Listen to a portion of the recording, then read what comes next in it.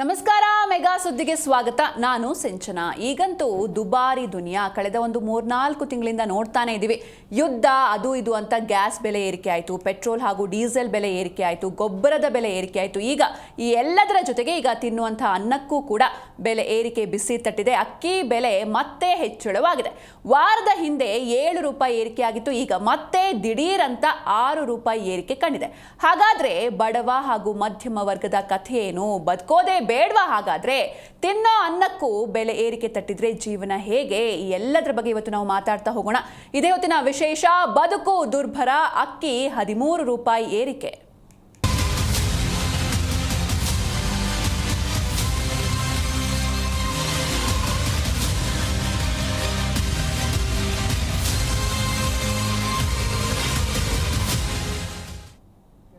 ನಿಜಕ್ಕೂ ಜನಸಾಮಾನ್ಯರಿಗೆ ಗಾಯದ ಮೇಲೆ ಬರೆ ಇದು. ಅಂದರೆ ನಾನು ಆಗಲೇ ಹೇಳಿದಾಗೆ ಯುದ್ಧ ಅಂತ ಗ್ಯಾಸ್ ಬೆಲೆ ಏರಿಕೆ ಆಯಿತು, ಪೆಟ್ರೋಲ್ ಆಯಿತು, ಡೀಸೆಲ್ ಆಯಿತು, ಚಿನ್ನ ಆಯಿತು, ಇದೀಗ ಅಕ್ಕಿಯ ಸರದಿ.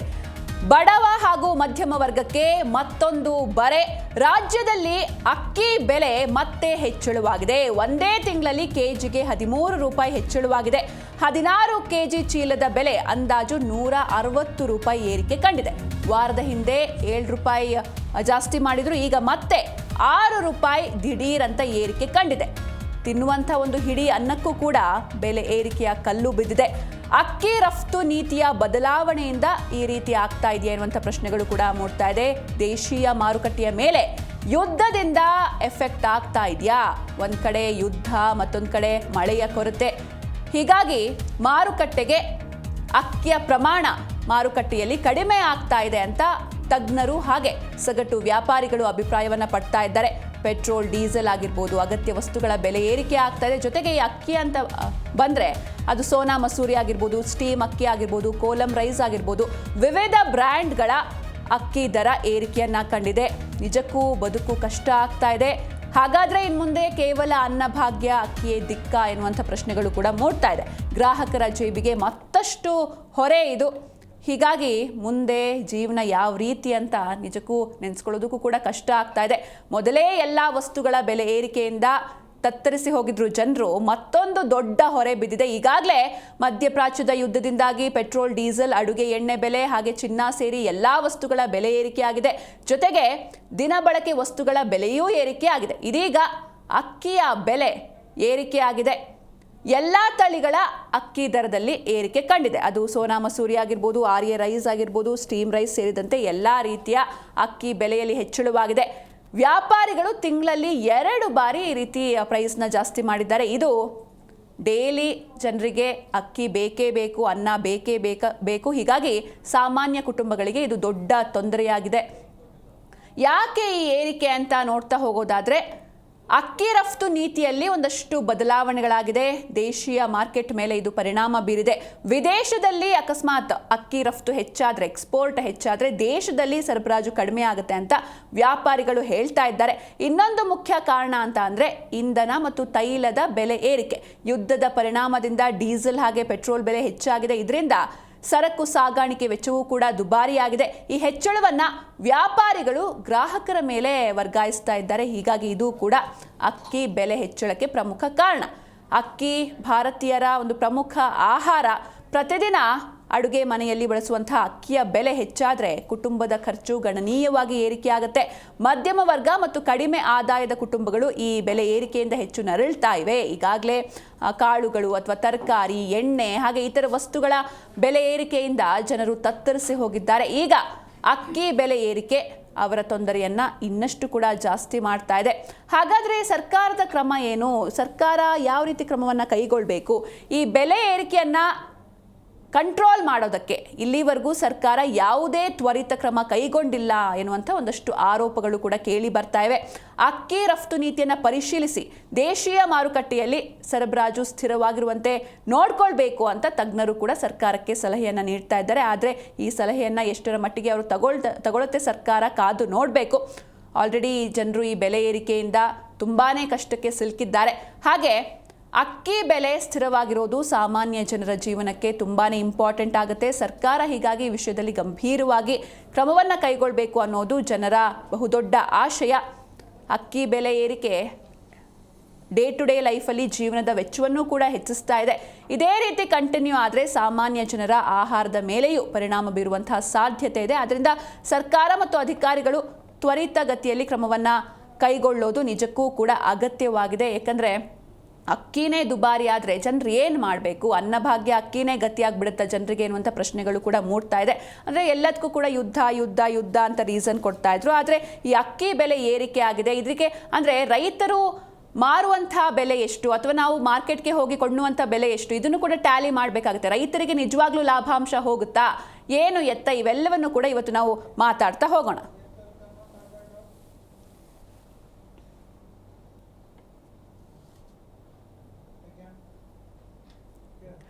ಎಸ್, ಇವತ್ತು ಈ ಬಗ್ಗೆ ಮಾತಾಡೋದಕ್ಕೆ ನಮ್ಮ ಜೊತೆ ಗೆಸ್ಟ್ ಕೂಡ ಜಾಯ್ನ್ ಆಗಿದ್ದಾರೆ. ಮೊದಲನೇದಾಗಿ ಅಧ್ಯಕ್ಷರು ಮಹಾನಾಯಕ ಅಂಬೇಡ್ಕರ್ ಸೇವಾ ಸಮಿತಿ ಹರೀಶ್ ಬಾಬು ಅವರಿದ್ದಾರೆ. ನಮಸ್ತೆ ಸರ್, ಕಾರ್ಯಕ್ರಮಕ್ಕೆ ಸ್ವಾಗತ. ಜೊತೆಗೆ ಸಾಮಾಜಿಕ ಕಾರ್ಯಕರ್ತರು ರಾಜಗೋಪಾಲ್ ಅವರಿದ್ದಾರೆ. ನಮಸ್ತೆ sir, welcome to the show. Yes Harish sir, ನಿಮ್ಮಿಂದ ಶುರು ಮಾಡ್ತೀನಿ. ಒಂದು ಕಡೆ ಯುದ್ಧ ಅಂತ ಹೇಳ್ತಾರೆ, ಮತ್ತೊಂದು ಕಡೆ ಮಳೆ ಇಲ್ಲ, ಬರಗಾಲ. ಸೊ ಈ ಟೈಮಲ್ಲಿ ಬೆಲೆ ಏರಿಕೆ, ಅದು ತಿನ್ನೋ ಅಕ್ಕಿ ಬೆಲೆ ಕೂಡ ಏರಿಕೆ ಆಗಿದೆ. ಸೊ ಏನು ಹೇಳ್ತೀರಾ ಇದ್ರ ಬಗ್ಗೆ? ಮೇಡಮ್, ಇದು ಆಶ್ಚರ್ಯ ಪಡುವಂಥ ವಿಚಾರ ಏನೂ ಇಲ್ಲ. ಈ ಸರ್ಕಾರ ನಡೆಸಿರೋದೇ ಹೀಗೇನೆ. ಪ್ರತಿಯೊಂದ್ರ ಮೇಲೇನು ಬೆಲೆ ಏರಿಕೆ ಮಾಡಲೇಬೇಕು. ಇವ್ರಿಗೆ ಏನಾಗುತ್ತೆ ಅಂತಂದ್ರೆ, ಶ್ರೀಮಂತರು ನೀವು ಎಷ್ಟೇ ರೇಟ್ ಮಾಡಿದ್ರು ಕೊಂಡ್ಕೊಳ್ಳೋರು ಇದ್ದಾರೆ, ತಿನ್ನೋರು ಇದ್ದಾರೆ.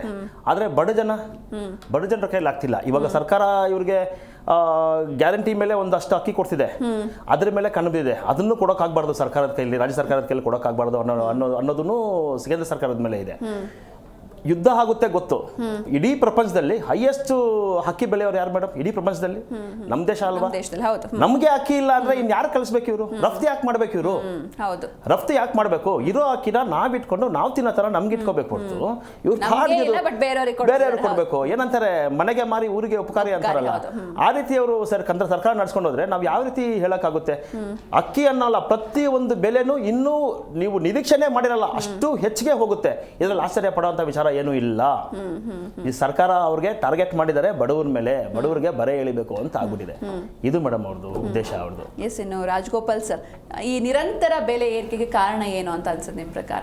ಈಗಾಗಲೇ ಕಾರಣನ ಹೇಗೆ? ಇಲ್ಲ ಮೇಡಮ್, ಈಗಾಗಲೇ ನಾವು ಕಂಡಿರ್ತಕ್ಕಂಥ ಒಂದು ರೀತಿಯಲ್ಲಿ ನೋಡಿದಾಗ ಈ ನಡುವೆ ಒಂದು 6 ತಿಂಗಳ ಈಚೆಗೆ ಏನು ಇವತ್ತು ಮಧ್ಯಪ್ರಾಚ್ಯ ಯುದ್ಧ ನಡೀತಾ ಇದೆ, ಆ ಒಂದು ಕಾರಣದಿಂದ ಇಡೀ ದೇಶಗಳ ನಡುವೆ ಇದೆಲ್ಲ ನಮ್ಮ ಒಂದು ದೇಶಕ್ಕಲ್ಲ, ಎಲ್ಲಾ ದೇಶಗಳು ಕೂಡ ಇದು ಅಪ್ಲೈ ಆಗುತ್ತೆ. ಆದರೆ ಇವತ್ತು ನಮ್ಮ ಈ ಒಂದು ಏನು ನಾವು ಬದುಕ್ತಾ ಇದ್ದೀವಿ, ಈ ಒಂದು ವಿಚಾರದಲ್ಲೂ ಹೋಲಿಕೆ ಮಾಡಿಕೊಂಡಾಗ ರಾಜ್ಯ ಸರ್ಕಾರ ಇವತ್ತು ನಾವು ಟ್ಯಾಕ್ಸ್ ಅನ್ನು ಕಟ್ಟೋದು ಇಲ್ಲಿ ಕಟ್ತೀವಿ.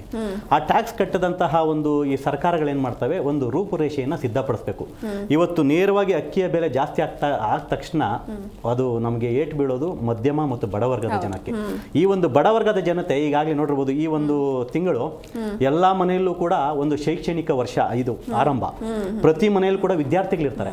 ಆ ಒಂದು ವಿದ್ಯಾರ್ಥಿಗಳ ಬದುಕನ್ನು ಕಟ್ಕೊಳ್ಳಿಕ್ಕೆ ಆ ದುಡಿತಕ್ಕಂಥ ಒಂದು ತಂದೆ ತಾಯಿಗಳು ಈ ಒಂದು ಅವರ ಶಿಕ್ಷಣಕ್ಕೆ ಬೇಕಾದಂಥ ವೆಚ್ಚವನ್ನು ಸರಿದೂಗಿಸ್ತಾ ಇರ್ತಾರೆ.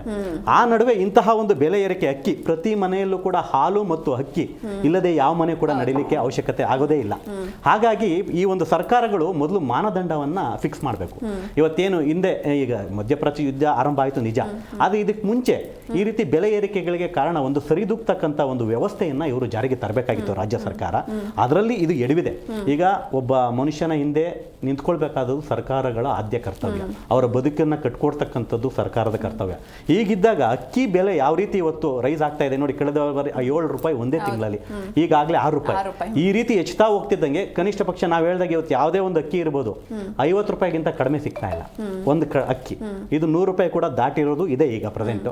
ಆದರೆ ಇಂತಹ ಒಂದು kg ಅಕ್ಕಿ ಮನುಷ್ಯ ತಗೊಂಡು ತಿನ್ನಬೇಕು ಅಂದರೆ ಪಾಪ ಅವನ ಕಷ್ಟನ ನಾವು ಯಾವ ರೀತಿ ಸರಿದೂಗಿಸ್ಬೇಕು ಹೇಳಲಿಕ್ಕಾಗಲ್ಲ ಮೇಡಮ್. ಇದೇ ರೀತಿ ಮುಂದುವರೆದ್ರೆ ಜನಜೀವನ ತುಂಬ ದುಸ್ತರವಾಗುತ್ತೆ, ಮನುಷ್ಯ ಬದುಕಲಿಕ್ಕೆ ಕೂಡ ತುಂಬ ಕಷ್ಟ ಆಗ್ತದೆ. ಕೂಡಲೇ ರಾಜ್ಯ ಸರ್ಕಾರಗಳು ಏನು ನಾವು ಇಲ್ಲಿ ಬದುಕ್ತಿರ್ಲೋದಕ್ಕೆ ಹೇಳ್ತಾ ಇದೀವಿ, ಕೇಂದ್ರ ಸರ್ಕಾರ ಕೂಡ ಇದಕ್ಕೆ ಸಪೋರ್ಟನ್ನು ಮಾಡಬೇಕಿಲ್ಲ ಅಂತ ಹೇಳ್ತಿಲ್ಲ.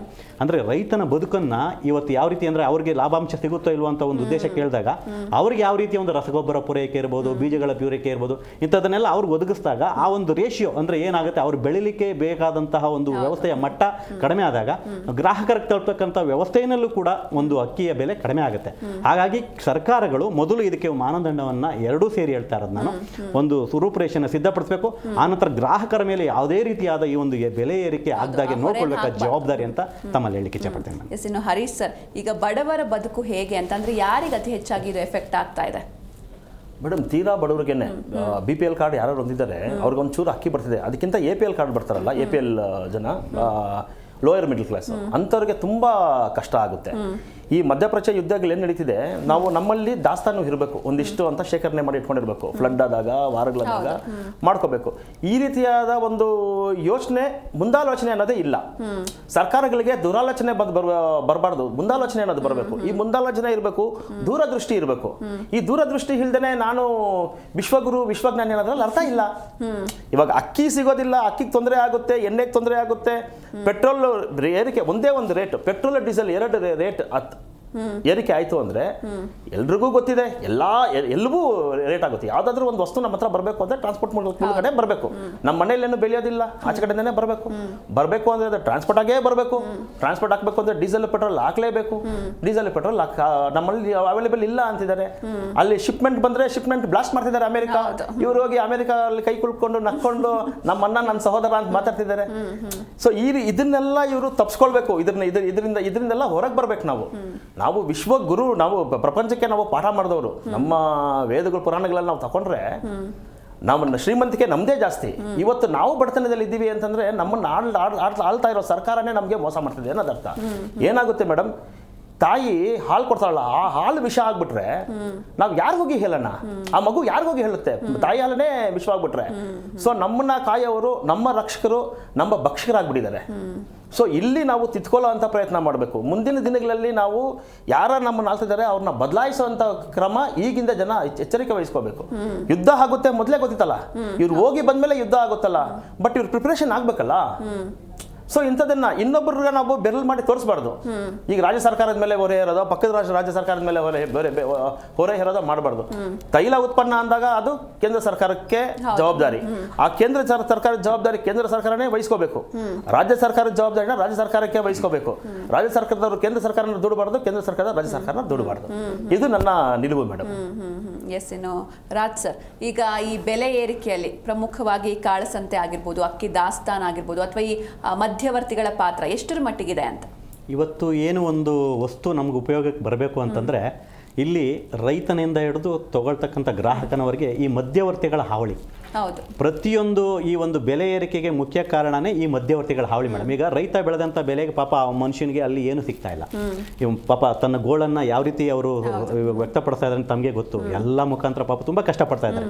ಆ ರೈತರಿಗೆ ಬೇಕಾದಂಥ ವ್ಯವಸ್ಥೆಯನ್ನು ಕಲ್ಪಿಸೋದು ನಮ್ಮ ಜವಾಬ್ದಾರಿ, ಸರ್ಕಾರದ ಜವಾಬ್ದಾರಿ. ಈಗೊಂದು ರೈತರ ಬೆನ್ನೆಲುಬಾಗಿ ನಿಂತು ಮಧ್ಯವರ್ತಿಗಳು ಏನು ಇಲ್ಲಿ ಬರ್ತಾರೆ, ಈ ಮಾರುಕಟ್ಟೆನಲ್ಲಿ ಸ್ಥಿರವಾದ ಒಂದು ನಿಯಮವನ್ನು ಇವರು ಜಾರಿಗೊಳಿಸಬೇಕು ಮೇಡಮ್. ಇವತ್ತು ನೋಡಿ, ಅಕ್ಕಿ ರೇಟು ತಮ್ಗೆ ಹೇಗೆ ಬೇಕಾದ ರೀತಿಯಲ್ಲಿ ಅವ್ರು ಏರ್ಸ್ಕೊಂಡು ಹೋಗ್ಬೋದು. ಇದಕ್ಕೆ ಯಾವುದೇ ರೀತಿಯಾದ ನಿಯಮ ನಿಬಂಧನೆಗಳಿಲ್ಲ.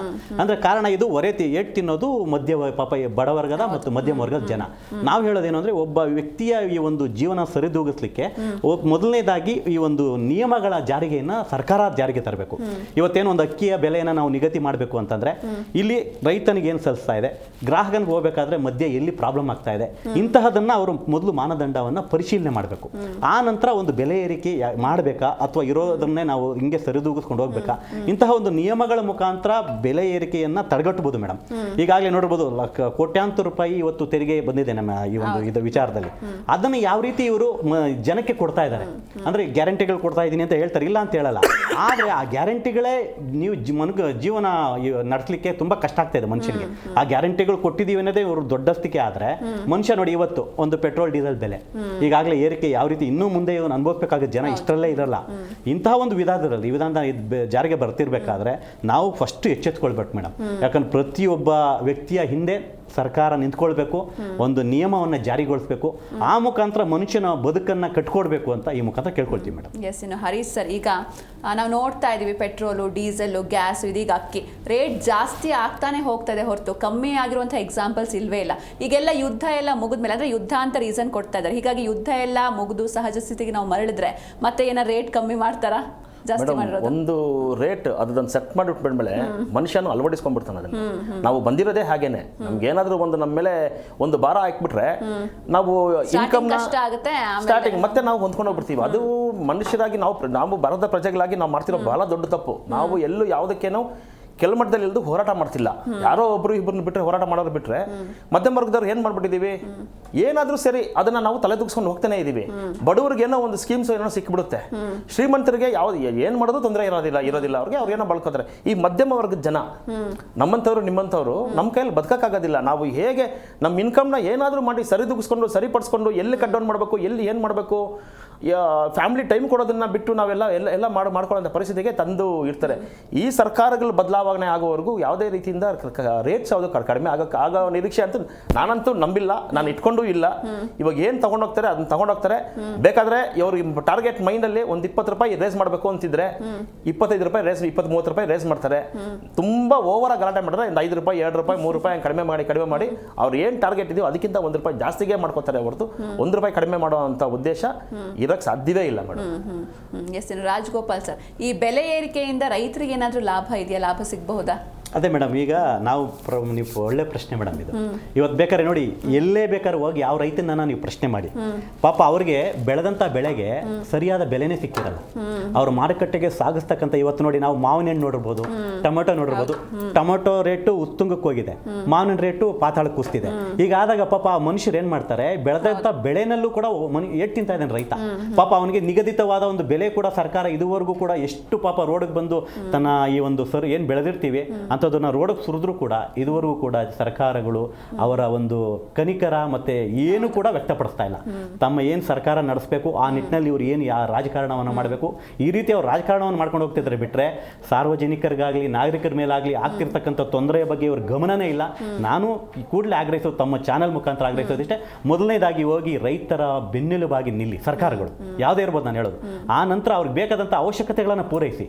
ಈಗ ಒಂದು ನೋಡಬಹುದು, ನಾವು ಪ್ರತಿಯೊಂದು ಈರುಳ್ಳಿ ರೇಟ್ ಇರ್ಬೋದು, ಬೆಳ್ಳುಳ್ಳಿ ರೇಟ್ ಇರ್ಬೋದು, ಇದೆಲ್ಲ ಏನಂದ್ರೆ ತಮ್ಗೆ ಬೇಕಾದ ರೀತಿಯಲ್ಲಿ ಅದು ಬೆಲೆ ಏರಿಕೆ ಆಗ್ತಾ ಇರುತ್ತೆ, ಮತ್ತೆ ಯಾವುದೋ ಒಂದು ರೀತಿಯಲ್ಲಿ ಕಡಿಮೆ ಆಗ್ತಾ ಇರುತ್ತೆ. ಹೀಗಾದಾಗ ಗ್ರಾಹಕನಿಗೆ ಏರಿಕೆ ಆದಂತಹ ಬೆಲೆ ರೈತನಿಗೆ ಹೋಗಿ ತಲುಪೋದಿಲ್ಲ ಮೇಡಮ್. ಯಾಕಂದ್ರೆ ಇಲ್ಲಿ ಬೆಲೆ ಏರಿಕೆ ಆದಾಗ ಇವು ರೈತ ಗ್ರಾಹಕರು ಕೊಂಡ್ಕೊಂಡಿರ್ತಾರೆ, ಆದ್ರೆ ಆ ಬೆಲೆ ಮಧ್ಯವರ್ತಿ ಏನು ಇವತ್ತು ಬಂದು ಕೊಂಡ್ಕೊಂಡು ನಮ್ಮಲ್ಲಿ ಮಧ್ಯ ನಿಂತಿರ್ತಾರಲ್ಲ ಅವ್ರಿಗೆ ಸೇರುತ್ತೆ. ರೈತರಿಗೆ ಯಾವುದೇ ಕೂಡ ಈ ಒಂದು ಒಳ್ಳೆಯ ರೀತಿಯ ಯಾವುದೇ ಬೆಲೆ ಏರಿಕೆಯಿಂದ ಅವ್ರಿಗೆ ಪಾಲು ಹೋಗೋದಿಲ್ಲ ಮೇಡಮ್. ಮೇಡಮ್ ಸತ್ಯವಾಗ್ಲೂ ಲಾಭ ಹೋಗೋದಿಲ್ಲ. ಯಾಕಂದ್ರೆ ಒಂದ್ಸಲ ಅವರು ಬೆಳೆದಂತ ಬೆಳೆ ಅವ್ರು ಅಲ್ಲಿ ಸೇಲ್ ಮಾಡಿ ಕಳಿಸ್ಬಿಡ್ತಾರೆ. ಆ ಕಳಿಸಿದ ನಂತರ ವೇರಿಯೇಷನ್ಸ್ ಬರೋದು ಈ ಮಧ್ಯವರ್ತಿಗಳಲ್ಲಿ. ಈ ಮಧ್ಯವರ್ತಿಗಳಲ್ಲಿ ಆಗ್ತಕ್ಕಂಥ ವ್ಯತ್ಯಾಸಗಳು ಗ್ರಾಹಕನ ಮೇಲೆ ಬೆಲೆ ಏರಿಕೆ ಹೋಗುತ್ತೆ, ಮಧ್ಯವರ್ತಿಗಳಿಗೆ ಅವ್ರಿಗೆ ಲಾಭ ಸಿಗುತ್ತೆ. ಇದನ್ನ ಪ್ರಥಮವಾಗಿ ಸರ್ಕಾರ ಮನಗಾಣಬೇಕು. ಇನ್ನು ಹರೀಶ್ ಸರ್, ಈಗ ಎಲ್ಲದಕ್ಕೂ ಬೆಲೆ ಏರಿಕೆ ಒಂದೇ ಮಾರ್ಗನ, ಬೇರೆ ಏನೂ ಸಾಧ್ಯನೇ ಇಲ್ವಾ, ಬೇರೆ ಏನೂ ಆಲ್ಟರ್ನೇಟ್ ಇಲ್ವಾ, ಹೇಗೆ? ಬೆಲೆ ಏರಿಕೆ ಮಾಡಬೇಕು, ಅದನ್ನ ಬಿಟ್ಟರೆ ಇನ್ನು ಟ್ಯಾಕ್ಸ್ ಏರಿಸ್ಬೇಕು ಮೇಡಮ್, ಬೇರೆ ಇನ್ನೇನು ಮಾಡೋಕ್ಕೆ ಸಾಧ್ಯ ಇಲ್ಲ. ಅಂದರೆ ಇವರು ಡೆವಲಪ್ಮೆಂಟ್ಸ್ ಸ್ಲೋ ಮಾಡಿಬಿಡ್ತಾರೆ, ಡೆವಲಪ್ಮೆಂಟ್ಸ್ ಆಗ್ತಿಲ್ಲ. ಈಗ MSP ಅಂತೀವಿ, ಮಿನಿಮಮ್ ಸಪೋರ್ಟ್ ಪ್ರೈಸ್, ಅದು MSP ಅದು ಡಿಸೈಡ್ ಮಾಡಿದಾಗ ನಮ್ಮ ಕೃಷಿಕರಿಗೆ ಏನಾಗಬೇಕು, ಅವ್ರಿಗೆ ಬೇಸಿಕ್ ರೇಟ್ ಒಂದು ಫಿಕ್ಸ್ ಮಾಡಿರ್ತೀವಲ್ಲ ಅದನ್ನ ಸರ್ಕಾರ ಕರೆಕ್ಟಾಗಿ ಫಿಕ್ಸ್ ಮಾಡ್ತಿಲ್ಲ. ಫಿಕ್ಸ್ ಮಾಡಿದ್ರು ಇವ್ರದ್ದು ಸೆಲ್ಲಿಂಗ್ ಪ್ರೈಸ್ ಜಾಸ್ತಿ ಬಂದ್ಬಿಡುತ್ತೆ ಇವ್ರದ್ದು ಸರ್ಕಾರದ್ದು. ಇಲ್ಲಿ ದಲ್ಲಾಳಿ ಅಂತ ಏನು ಕರಿತೀವಿ ಮೀಡಿಯೇಟರು, ಇದು ಸರ್ಕಾರಗಳೇ ಆಗ್ಬಿಟ್ಟಿದ್ದಾವೆ, ಸರ್ಕಾರಗಳೇ ದಲ್ಲಾಳಿಗಳಾಗ್ಬಿಟ್ಟಿದ್ದಾರೆ. ಸೊ ಯಾರಿಗೆ ಇವಾಗ ಯಾರು ಕೆಲಸ ಕಷ್ಟಪಡ್ತಾರೆ, ಯಾರು ಕೆಲಸ ಮಾಡಿರ್ತಾರೆ, ಅವ್ರಿಗೆ ಏನು ಸೇರಬೇಕು ಅದನ್ನ ಸೇರ್ತಿಲ್ಲ. ಈಗ ನಮ್ಮ ದೇಶದಲ್ಲಿ ಸೈನಿಕ, ಕೃಷಿಕ, ಕಾರ್ಮಿಕ, ಪೌರ ಕಾರ್ಮಿಕ, ಶಿಕ್ಷಕ ಇವರೆಲ್ಲ ಭಾರಿ ಇಂಪಾರ್ಟೆನ್ಸ್ ನಮಗೆ. ಸೊ ಇವ್ರ ಮೇಲೆ ನಾವು ಇಂಪಾರ್ಟೆನ್ಸೇ ಕೊಡೋದಿಲ್ಲ, ಇವ್ರ ಮೇಲೆ ನಾವು ಏನು ಇವ್ರ ಮೇಲೆ ಒತ್ತಡ ಇರ್ತಿದ್ದೀವಿ ಹೊರತು ನಾವು ಇವ್ರಿಗೇನು ಕೊಡೋದಕ್ಕೆ ನಾವು ಯಾವುದೇ ಸರ್ಕಾರಗಳು ಬಯಸ್ತಾ ಇಲ್ಲ. ಸೊ ಕೆಲ ಬಡವ ಇನ್ನೂ ಬಡವ ಆಗಬೇಕು, ಶ್ರೀಮಂತ ಇನ್ನೂ ಶ್ರೀಮಂತ ಆಗಬೇಕು, ಮಧ್ಯದಲ್ಲಿರೋನು ಅಲ್ಲೇ ಎದ್ಕೋಬೇಕು. ಸೊ ಇದು ಎಲ್ಲ ಸರ್ಕಾರಗಳು ಟಾರ್ಗೆಟ್ ಮೇಡಮ್. ಇದು ಈಗ ಬೆಲೆ ಏರಿಕೆಯನ್ನು ಬೇರೆ ಏನಾದರೂ ಮಾಡಬೇಕು ಅಂತಂದ್ರೆ ಬೇರೆ ಪ್ರಾಡಕ್ಟ್ಸ್ ಇನ್ನೇನಿದೆ, ಮನುಷ್ಯ ನಾವೇನೇನು ಯೂಸ್ ಮಾಡ್ತೀವಿ ಪ್ರತಿಯೊಂದ್ರ ಮೇಲೇನೂ ಟ್ಯಾಕ್ಸ್ ಹಾಕ್ಬೇಕು. ಈಗ ನೆಕ್ಸ್ಟ್ ಇವ್ರು ಇನ್ನೊಂದು ಮಾಡೇ ಮಾಡ್ತಾರೆ, ಯಾವ್ದ್ರಲ್ಲೂ ದುಡ್ಡು ಸಿಕ್ಕಿಲ್ಲ ಅಂತಂದ್ರೆ ನಾವು ಉಸಿರಾಡ್ತಿರಲ್ಲ ಗಾಳಿ, ಅದಕ್ಕೂ ಟ್ಯಾಕ್ಸ್ ಹಾಕ್ಬಿಡ್ತಾರೆ. ನೋಡಪ್ಪ ಬಂದು ಪಲ್ಸ್ ಬಂದು ಹಾಕ್ತಾರೆ, ಪಲ್ಸ್ ರೀಡಿಂಗ್ ಮಾಡ್ತಾರೆ, ನಿಂದು ಇಷ್ಟು ಪರ್ಸೆಂಟೇಜ್ ಓಡ್ತಿದೆ, ನಿನ್ನಿಷ್ಟು ಗಾಳಿ ತಗೋತಿದ್ಯಾ, ನಿನ್ನಿಷ್ಟು ಟ್ಯಾಕ್ಸ್ ಕಟ್ಟಪ್ಪ ಅಂತಾರೆ. ಸೊ ಈ ಮಟ್ಟಕ್ಕೆ ಬರುತ್ತೆ ಅಂದ್ರೆ ನಾವು ಆಶ್ಚರ್ಯ ಪಡಂಗೇನಿಲ್ಲ. ಸರ್ಕಾರದಲ್ಲಿ ಇವೆಲ್ಲ ನಾವು ನಿರೀಕ್ಷೆ ಮಾಡ್ತಿದೀವಿ. ಆಕ್ಚುಲ್ ಆಗಿ ಕೇಂದ್ರ ಸರ್ಕಾರ ಇವೆಲ್ಲ ಮಾಡುತ್ತೆ ಅಂತ ಅನ್ಕೊಂಡಿದೀವಿ.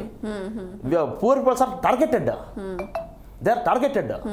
ಯಾಕಂದ್ರೆ ಅವರು ಎಲ್ಲವೂ ವೋಟ್ ಅಲ್ವಾ, ಎಂಡ್ ಆಫ್ ದಿ ಡೇ ಎಲ್ಲವೂ ವೋಟ್ ಅಂತ ಬರುತ್ತೆ, ಯಾರು ವೋಟ್ ಆಗ್ತಾರೆ ಅಂತ, ಯಾರು ವೋಟ್ ಆಗುತ್ತೆ ಅನ್ನೋದು ಗೊತ್ತಿದೆ. ಈಗ ಅದಕ್ಕೇನೆ SIR ತಗೊಂಡಿದ್ದಾರೆ. ಸೊ ಇವೆಲ್ಲವೂ ಅಕ್ಕಿ ಬೆಲೆ ಒಂದು ಯಾವುದೇ ಒಂದು ಏರುತ್ತೆ, ಏನಾದ್ರು ಒಂದು ಆಗುತ್ತೆ ಅಂದ್ರೆ ಅದ್ರ ಒಂದೇ ಒಂದು ಇರೋದಿಲ್ಲ ಮೇಡಮ್. ಅದ್ರ ಹಿಂದೆಗಡೆ ತುಂಬಾ ದೊಡ್ಡ ತಲೆಗಳು, ತುಂಬಾ ದೊಡ್ಡ ಬುದ್ಧಿವಂತರ ಯೋಚನೆಗಳಿರ್ತವೆ ಅದರಲ್ಲಿ. ಸೊ ಏನ್ ಮಾಡಿದ್ರೆ ಏನಾಗುತ್ತೆ ಅಂತ ಯೋಚನೆ ಮಾಡಿನೇ ಬೆಲೆ ಏರಿಕೆಗಳು ಶುರು ಮಾಡೋದು. ನಮ್ಮಲ್ಲಿ ದಾಸ್ತಾನು ಸ್ಟಾಕ್ ಇದೆ, ಹೈಯೆಸ್ಟ್ ನಾವು ಪ್ರಾಡಕ್ಟ್ ಪ್ರೊಡ್ಯೂಸ್ ಮಾಡ್ತೀವಿ, IAS ಪ್ರೊಡ್ಯೂಸ್ ಮಾಡೋಣ. ಇವಾಗ ನಾನು IAS ದುಡಿತೀನಿ, ನನ್ನ ಮಕ್ಕಳು ಉಪವಾಸ ಬೀಳಕ್ಕೆ ಬಿಡ್ತೀನಿ ಮೇಡಮ್. ನನ್ನ ತಂದೆಯಾಗಿ ನಾನು ಮನೆಯಲ್ಲಿ ಒಳ್ಳೆ ಒಂದು ಜಾಯಿಂಟ್ ಫ್ಯಾಮಿಲಿಯಲ್ಲಿ ಇದ್ದೀನಿ. ನಾನು ತುಂಬ ದುಡಿತೀನಿ, ಬೀಯಿಂಗ್ ಎ ಫಾದರ್. ನಾನು ತುಂಬ ಚೆನ್ನಾಗಿ ದುಡಿತೀನಿ. ನನ್ಗೆ 10 ಜನ ಮಕ್ಕಳು ಅಂತಂದ್ರೆ ಈ ಮನೆ ಮಕ್ಕಳನ್ನ ನಾನು ಉಪವಾಸಕ್ಕಿಟ್ಟು ಪಕ್ಕದ ಮನೆ ಮಕ್ಕಳನ್ನ ಊಟ ಕೊಡ್ತೀನ? ಫಸ್ಟ್ ನನ್ನ ಮಕ್ಕಳು ಊಟ ಕೊಡ್ಬೇಕಲ್ಲ. ನಾನು ಆ ಕೆಲಸ ನಾನು ಮಾಡ್ತಿಲ್ಲ. ನಾನು ಅಂದ್ರೆ ಮಾಡ್ತಿಲ್ಲ. ಅವ್ರು ಮಾಡಿಲ್ಲ ಅಂತಂದ್ರೆ ಇನ್ನೇನು ಮಾಡೋಕ್ಕಾಗುತ್ತೆ? ಮಕ್ಳು ಇನ್ನೇನು ಮಾಡ್ಕೊಳಕ್ಕಾಗುತ್ತೆ? ಬಾಯಿ ಬಡ್ಕೊಳ್ತಾರೆ. ಸೊ ಈ ರೀತಿಯಿಂದ ಪರಿಸ್ಥಿತಿಯಿಂದ ನಾವು ಹೊರಗೆ ಬರಬೇಕು. ಈ ಮೌಢ್ಯಗಳಿಂದ ಹೊರಗೆ ಬರಬೇಕು. ಈ ಥರ ಸ್ಥಿತಿಗತಿಗಳಿಂದ ನಾವು ಹೊರಗೆ ಬರಬೇಕು ಮೇಡಮ್. ಎಸ್, ನೀವಾಗಲೇ ಹೇಳಿದ್ರಿ ಸರ್, ಅಂದರೆ ಇದೇ ನಮ್ಮ ಹತ್ರ ಸ್ಟಾಕ್ ಇದ್ರೂ ಕೂಡ ಇವರೇನೋ ಬೇರೆ ಪ್ಲಾನ್ ಮಾಡ್ತಿರ್ಬೋದು, ಅದು ಹೀಗಾಗಿ ಬೆಲೆ ಏರಿಕೆ ಮಾಡ್ತಿದ್ದಾರೆ ಅಂದರೆ ಏನು ತಂತ್ರ ಇರ್ಬೋದು ಸರ್ ನಿಮ್ಮ ಪ್ರಕಾರ? ಮೇಡಮ್ ಇವಾಗ ನೋಡಿ, ಶ್ರೀಲಂಕಾ ಆಗಲಿ, ಬಾಂಗ್ಲಾದೇಶ ಆಗಲಿ, ಮಧ್ಯಪ್ರಾಚ್ಯಗಳಲ್ಲಾಗಲಿ ಅಕ್ಕಿಗೆ ಸಿಕ್ಕಾಪಟ್ಟೆ ಡಿಮ್ಯಾಂಡ್ ಇದೆ. ಅಲ್ಲೆಲ್ಲ ಆಲ್ರೆಡಿ 20% ಪ್ರೈಸ್ ಹೈಕ್ ಮಾಡಿಬಿಟ್ಟಿದ್ದಾರೆ. ಸೊ ಇವರು ಎಕ್ಸ್ಪೋರ್ಟ್ ಅಲ್ಲಿ ದುಡ್ಡು ಜಾಸ್ತಿ ಬರುತ್ತೆ ಅವರಿಗೆ, ಪ್ರಾಫಿಟ್. ಸೊ ಹಾಗಾಗಿ ತನ್ನ ಮಕ್ಕಳಿಗೆ ಊಟ ಕೊಡೋದು ಅವ್ರು ಬಾಯಿ ಮುಚ್ಚಿಬಿಟ್ಟು ಇದನ್ನೆಲ್ಲ ಎಕ್ಸ್ಪೋರ್ಟ್ ಮಾಡ್ತಾ ಇದ್ದಾರೆ. ನೀವು ಚೆಕ್ ಮಾಡಿ ಬೇಕಾದ್ರೆ, ಹೈಯೆಸ್ಟ್ ನಾವು ಎಕ್ಸ್ಪೋರ್ಟ್ ಮಾಡ್ತಿರೋದೇ ಇಂಡಿಯಾನೇ. ಹೈಯೆಸ್ಟ್ ಬೆಲೆಯವರು ನಾವೇನೆ, ಎಕ್ಸ್ಪೋರ್ಟ್ ಮಾಡ್ತಿರೋರು ನಾವೇನೆ. ನೀವು ಯಾಕೆ ಎಕ್ಸ್ಪೋರ್ಟ್ ಮಾಡ್ತೀರಾ? ನಮ್ಮಪ್ಪ ದುಡ್ದಿರೋ ದುಡ್ಡು ನಮಗ್ ಕೊಡ್ರಿ. ನನ್ನ ರೈತ, ನನ್ನ ದೇಶದ ರೈತ, ಅವ್ರು ನನ್ನ ತಂದೆಗೆ ಸಮಾನ ಅಂತ ಆತ ದುಡ್ದಿರೋದು ನನ್ನ ಹೊಟ್ಟೆ ತುಂಬಕ್ಕೆ, ಯಾರೋ ಹೊಟ್ಟೆ ತುಂಬಕ್ಕಲ್ಲ ನನ್ನ ರೈತ ದುಡಿತಿರೋದು. ಅವ್ರಿಗೆ ಸರಿ, ಅವ್ರಿಗೆ ನೀವು ಕೊಡೋ ದುಡ್ಡಲ್ಲಿ ಪಾಲ್ ಕೊಡ್ತೀರಾ? ಪ್ರಾಫಿಟ್ ಅಲ್ಲಿ ಪಾಲ್ ಕೊಡೋದಾದ್ರೆ ರೈತ ಆಯ್ತಪ್ಪ, ಏನೋ ಅವನು ನಮ್ಮ ಅಪ್ಪನ ಚೆನ್ನಾಗಿದ್ದಾನೆ ಅನ್ಕೋಬಹುದು. ಕೊಡ್ತಿಲ್ಲಲ್ಲ ನೀವು. ರೈತ ದುಡಿಯೋ ರೈತ ಅಲ್ಲೇ ಇದ್ದಾನೆ. ನಾವು ಟ್ಯಾಕ್ಸ್ ಕಟ್ಟೋರು, ನಾವು ತೆರಿಗೆ ಕಟ್ತಿರೋರು, ನಾವು ಉಪವಾಸ ಸಾಯ್ತಿದ್ದೀವಿ. ಇವರು ಎಕ್ಸ್ಪೋರ್ಟ್ ಮಾಡ್ಕೊಂಡು ಫಾರಿನ್ ಟ್ರಿಪ್ ಹೊಡ್ಕೊಂಡು ಆರಾಮಾಗಿದ್ದಾರೆ. ನಿಜ ಸರ್. ಇನ್ನು ರಾಜಗೋಪಾಲ್ ಸರ್, ಈಗ ಸಾಮಾನ್ಯ ಜನರು ಈ ರೀತಿ ಪರಿಸ್ಥಿತಿಯನ್ನು ಹೆಂಗೆ ಫೇಸ್ ಮಾಡ್ಬೇಕು, ಏನಾದರೂ ಸಜೆಷನ್ ಕೊಡೋದಾದ್ರೆ? ಮೇಡಮ್, ಈಗ ಅದೇ ನಾವು ಕಂಡಾಗೆ ಈಗ ಬೆಲೆ ಏರಿಕೆ ಅನ್ನೋದು ಬರೀ ಯುದ್ಧದಿಂದ ಆಗಿದೆ ಅಂತ ಹೇಳಲಿಕ್ಕೆ ಕಷ್ಟ ಆಗುತ್ತೆ. ಇದ್ರ ಹಿಂದೆ ಕೂಡ ನಾವು ನೋಡಿದಾಗ ಈ ಒಂದು ಪೆಟ್ರೋಲ್ ಡೀಸೆಲ್ ಇರ್ಬೋದು, ಇದು ಅಂತಾನೆ ಅಲ್ಲ, ಈ ಮನುಷ್ಯನ ಬದುಕಲಿಕ್ಕೆ ಅವಶ್ಯಕತೆ ಇರತಕ್ಕಂಥ ಎಲ್ಲ ವಸ್ತುಗಳ ಮೇಲೂ ಕೂಡ ಈ ಒಂದು ಬೆಲೆ ಏರಿಕೆಯ ಬಿಸಿ ತಟ್ತಾನೆ ಇದೆ ದಿನದಿಂದ ದಿನಕ್ಕೆ. ಮನುಷ್ಯ ಒಂದು ಹೆಜ್ಜೆ ಇಟ್ಟರೆ ಸಾಕು, ಒಂದು ಏಟ್ ತಿಂತ ಹೋಗ್ತಾನೆ, ಅಂದ್ರೆ ಈ ಒಂದು ವಸ್ತುಗಳ ವಿಚಾರದಲ್ಲಿ. ಹೀಗೆ ಇದು ಮುಂದುವರಿತಾ ಏನಾಗ್ತಾ ಇದೆ, ನಮ್ಮಲ್ಲಿ ಮನುಷ್ಯ ತುಂಬಾ ಉತ್ತುಂಗದ ಈ ಒಂದು ಬೆಲೆ ಏರಿಕೆ ಸ್ಥಿತಿಗೆ ಈಗಾಗಲೇ ತಲುಪಿಟ್ಟಿದ್ದಾನೆ. ಬದುಕು ತುಂಬಾ ದುಸ್ತರ ಆಗ್ತಾ ಇದೆ. ಹಾಗೆ ಸರ್ಕಾರಗಳು ಈ ಒಂದು ಬೆಲೆ ಏರಿಕೆಯನ್ನ ಈಗ ಮಾಡಿದ ತಕ್ಷಣ ಅವ್ರು ದುಡಿತಕ್ಕಂಥ ವ್ಯವಸ್ಥೆನಲ್ಲಿ ಕೂಡ ಬದಲಾವಣೆಯನ್ನ ಮಾಡಬೇಕು. ತಾವು ಏನು ಒಂದು ಆಯವ್ಯನ ಒಂದು ತಗೊಳ್ತಾರೆ, ಒಂದು ಸಂಬಳ ಮತ್ತೆ ಏನಾದ್ರು ಈ ರೀತಿ ತಗೊಂಡಾಗ ಅದ್ರಲ್ಲಿ ಕೂಡ ಬೆಲೆ ಹೆಚ್ಚಳ ಮಾಡಬೇಕು. ಆಗ ಏನಿವತ್ತು ಬೆಲೆ ಏರಿಕೆ ಆಗತ್ತೆ, ಅದರಲ್ಲಿ ಮನುಷ್ಯ ಇದ್ರಲ್ಲಿ ಸರಿದೂಗಿಸ್ತಕ್ಕಂಥ ಒಂದು ವ್ಯವಸ್ಥೆ, ನಿಯಮ ರೂಪ ಜಾರಿ ಆಗುತ್ತೆ. ಆಗ ಮಾತ್ರ ಮನುಷ್ಯ ಒಂದು ಸಮಸ್ಥಿತಿನಲ್ಲಿ ಬದುಕಲಿಕ್ಕೆ ಒಂದು ವ್ಯವಸ್ಥೆ ಕಲ್ಪಿಸಿಕೊಡ್ಲಿಕ್ಕೆ ಈ ಸರ್ಕಾರಗಳು ಅನುವು ಮಾಡಿಕೊಡ್ಬೇಕು. ಆದ್ರೆ ಇವತ್ತು ನಾವು ನೋಡ್ತಾ ಇರ್ಬೋದು, ಬರೀ ರಾಜಕೀಯದ ಇವರು ಅಡ್ಡಾದಿಡ್ಡಿ ಏನ್ ನಡೀತಾ ಇದೆ, ಇವರ ನಡುವೆ ಬರೀ ಅವ್ರ ಮೇಲೆ ಇವ್ರ ಮೇಲೆ ಅವ್ರು ಇಂಥ ಒಂದು ಹೇಳಿಕೆಗಳು ಬಿಟ್ರೆ ರಾಜ್ಯದಲ್ಲಿ ಮನುಷ್ಯನ ಮೇಲೆ ಯಾವ ರೀತಿ ಪರಿಣಾಮಗಳು ಈ ಒಂದು ಬೆಲೆ ಏರಿಕೆಯಿಂದ ಆಗ್ತಾ ಇದೆ, ನಾವು ಮುಂದೆ ಯಾವ ರೀತಿ ಒಂದು ಕ್ರಮವನ್ನು ಕೈಗೊಳ್ಳಬೇಕು, ಕ್ರಮವನ್ನು ಕೈಗೊಂಡ ನಂತರ ಮನುಷ್ಯ ಬದುಕಲಿಕ್ಕೆ ವ್ಯವಸ್ಥೆಯನ್ನು ನಾವು ಪೂರೈಕೆಯನ್ನು ಮಾಡಿಕೊಡ್ಬೇಕು. ಇಂಥ ಒಂದು ವ್ಯವಸ್ಥೆಯಲ್ಲಿ ಯಾವುದೇ ಒಂದು ಸಚಿವರು ಕೂಡ ಇದುವರೆಗೂ ಕೂಡ ಬಂದು ಆ ಒಂದು ಬೆಲೆ ಏರಿಕೆಯ ವಿಚಾರದಲ್ಲಿ ಒಂದು ಒಳ್ಳೆಯದನ್ನು ನಾವು ಮಾಡ್ತೀವಿ ಅಂತ ಇದುವರೆಗೂ ಕೂಡ ಹೇಳಿಕೆಯನ್ನು ಕೊಟ್ಟಿಲ್ಲ. ಕಾರಣ ಈಗಾಗಲೇ ನೋಡಿರ್ಬೋದು, ನಾವು ಹೇಳೋದು ಮನುಷ್ಯ ಬದುಕ್ತಾ ಇದ್ದಾನೆ ನಿಜ, ಅದರ ಮೇಲೆ ಮತ್ತೆ ಚಾಟಿಯನ್ನು ಬೀಸಬೇಡಿ, ಇನ್ನು ಕಡಿಮೆ ಮಾಡಿ, ಅದನ್ನ ಹೊರೆ ಕಡಿಮೆ ಮಾಡಿದಾಗ ಅವನೇನಂತ ಮನುಷ್ಯ ಬದುಕಲಿಕ್ಕೆ ಒಂದು ವ್ಯವಸ್ಥೆ ಆಗುತ್ತೆ. ನೀವು ಸರ್ಕಾರಗಳು ನಿಮ್ಮ ಬರೋದೇ ನೀವು ಮನುಷ್ಯನ ಒಂದು ಈ ಒಂದು ಮತ ಓಟಿನ ಮುಖಾಂತರ. ಆಗ ನಾವು ಹೋಗಿ ಕೇಳ್ತೀವಿ, ದಯಮಾಡಿ ಒಂದು ನಮ್ಗೆ ಓಟ್ ಹಾಕಿ ಅಂತ. ಆಗ ಎಲ್ಲರೂ ಕೂಡ ಓಟ್ ಹಾಕಿದಾಗ ಒಂದು ಸರ್ಕಾರಗಳು ಅವ್ರ ಮನಸ್ಸಿನಲ್ಲಿ ಏನಿರುತ್ತೆ, ತಮ್ಗೆ ತುಂಬ ಒಳ್ಳೇದು ಮಾಡ್ತಾನೆ ಮುಂದಕ್ಕೆ ಅಂತ ತಿಳ್ಕೊಂಡಿರ್ತಾರೆ.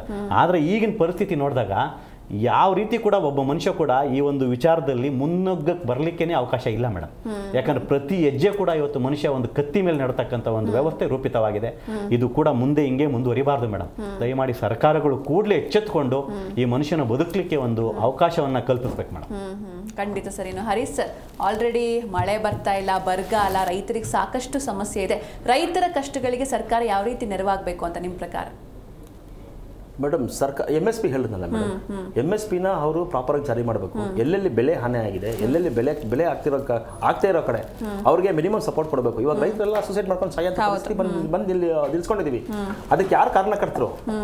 ಸೊ ಹಾಗಾಗಿ ಆ ರೈತರು ಬರಬೇಕು ಅಂತಂದ್ರೆ ಅದನ್ನ ನಾವು ರೈತರಿಗೋಸ್ಕರ ಮಾಡ್ಕೋಬೇಕು ಮೇಡಮ್. ಈ ರೀತಿಯಲ್ಲೆಲ್ಲ ಇದು ನೋಡಿ, ಪುರುಷ ಪ್ರಧಾನ ಸಮಾಜ ನಮ್ದು. ಮಹಿಳೆಯರಿಗೆ ಇಲ್ಲಿ ಆದ್ಯತೆನೇ ಇಲ್ಲ. ನಮ್ಮ ದೇಶದಲ್ಲಿ ಮಹಿಳೆಯರಿಗೆ ಬಹಳಷ್ಟು ಇಂಪಾರ್ಟೆನ್ಸ್ ಯಾರೂ ಕೊಡ್ತಿಲ್ಲ, ಎಲ್ಲೂ ಕೊಡ್ತಿಲ್ಲ. ಬಹಳ ಮುಖ್ಯವಾಗಿ ಯಾವುದೇ ಧರ್ಮ ತಗೊಳ್ಳಿ, ಮಹಿಳೆಯರಿಗೆ ಆದ್ಯತೆ ಅನ್ನೋದು ಕೊಡ್ತಿಲ್ಲ. ಈಗ ರಾಜ್ಯ ಸರ್ಕಾರ ಏನ್ ಮಾಡಿದೆ, ಶಕ್ತಿ ಯೋಜನೆ ಅಂತ ಹೆಣ್ಮಕ್ಳು ಆಚೆ ಹೊರಡೋಕ್ಕೆ ಬಿಟ್ಟಿದ್ದಾರೆ. ಸೊ ಯಾವಾಗ ಇವ್ರಿಗೆ ಬೆಲೆ ಪೆಟ್ರೋಲಿಯಂ ಡೀಸೆಲ್ ರೇಟ್ ಬೆಲೆ ಏರಿಕೆ ಆದ್ರೆ ಸರ್ಕಾರಗಳಿಗೆ ಫ್ರೀ ಸ್ಕೀಮ್ ಕೊಡೋಕ್ಕಾಗಲ್ಲ. ಶಕ್ತಿ ಯೋಜನೆಯಿಂದ ಯಾರು ಓಡಾಡಕ್ಕಾಗೋದಿಲ್ಲ. ಏನಾದ್ರೂ ಮಾಡಿ ಶಕ್ತಿ ಯೋಜನೆ ಹೆಣ್ಮಕ್ಳು ಓಡಾಡ್ದಿರೋ ತರ ಮಾಡಬೇಕು, ಮತ್ತೆ ಅವ್ರನ್ನ ಕಿಚನ್ ಅಲ್ಲಿ ಅಡುಗೆ ಮಾಡಕ್ ಸೀಮಿತಗೊಳಿಸಬೇಕು, ಮಕ್ಳೇರೋದಕ್ಕೆ ಸೀಮಿತಗೊಳಿಸಬೇಕು ಅನ್ನೋ ಒಂದು ನಿಟ್ಟಿನಲ್ಲಿ ಇವರು ಪ್ಲಾನ್ ಮಾಡಿ ಪೆಟ್ರೋಲ್ ರೇಟ್ ಏರಿಸಿದ್ದಾರೆ ಮೇಡಮ್. ಪೆಟ್ರೋಲ್ ರೇಟ್ ಏರಿಸಿದ ತಕ್ಷಣ ಆಟೋಮೆಟಿಕ್ ಆಗಿ ಅಕ್ಕಿ ರೇಟು ಹೇಳುತ್ತೆ. 5 ಗ್ಯಾರಂಟಿಗಳಲ್ಲಿ ಅಕ್ಕಿನೂ ಅಕ್ಕಿ ರೇಟು ಜಾಸ್ತಿ ಆಗ್ತಿದ್ರೆ ಸರ್ಕಾರಕ್ಕೆ ಬರ ಆಗುತ್ತಾ ಕೊಡೋದಕ್ಕೆ, ರಾಜ್ಯ ಸರ್ಕಾರಕ್ಕೆ ಮತ್ತೆ ಕೇಂದ್ರ ಸರ್ಕಾರದಿಂದ ಕೊಡುವಂತ ಕೊಡುಗೆನ ಅವರು ಸ್ಟಾಪ್ ಮಾಡ್ತಾರ? ಸೊ ಮನ್ರೇಗಾ ತಗೊಂಡ್ರೆ ಗ್ಯಾರಂಟಿ ಸ್ಕೀಮ್ ಇತ್ತಲ್ಲ ನಮ್ಗೆ, ಐ ಮೀನ್ ಉದ್ಯೋಗ ಖಾತ್ರಿ, ಅದು 100% ಇದರಲ್ಲಿ 10% ಮಾತ್ರ ರಾಜ್ಯ ಸರ್ಕಾರಗಳು ಬರ್ಸೋ ಆಗಿತ್ತು. ಇವತ್ತು ಅದನ್ನ 40% ತಗೊಂಡ್ಬಂದಿದ್ದಾರೆ.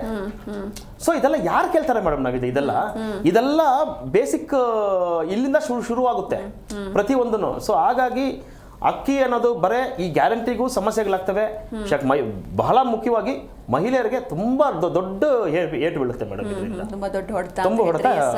ಈಗ ನಮ್ಮ ಜೊತೆ ಮತ್ತೊಬ್ರು ಗೆಸ್ಟ್ ಕೂಡ ಜಾಯ್ನ್ ಆಗಿದ್ದಾರೆ. ಬನ್ನಿ ಅವ್ರನ್ನ ವೆಲ್ಕಮ್ ಮಾಡೋಣ. ಕವಯಿತ್ರಿ ಚಿಂತಕಿ ನಳಿನಾ ಡಿ ಚಿಕ್ಕಮಗಳೂರು ಅವರಿದ್ದಾರೆ. ನಮಸ್ತೆ ಮೇಡಮ್, ಕಾರ್ಯಕ್ರಮಕ್ಕೆ ಸ್ವಾಗತ. ಸೊ ಮೊದಲನೇದಾಗಿ ನಿರಂತರ ಬೆಲೆ ಏರಿಕೆ, ಏನ್ ಹೇಳ್ತೀರಾ ಇದ್ರ ಬಗ್ಗೆ? ಇದು ಒಂದು ರೀತಿ ಏನು ಹೇಳ್ತಾರೆ, ದುರಿತ ಕಾಲ.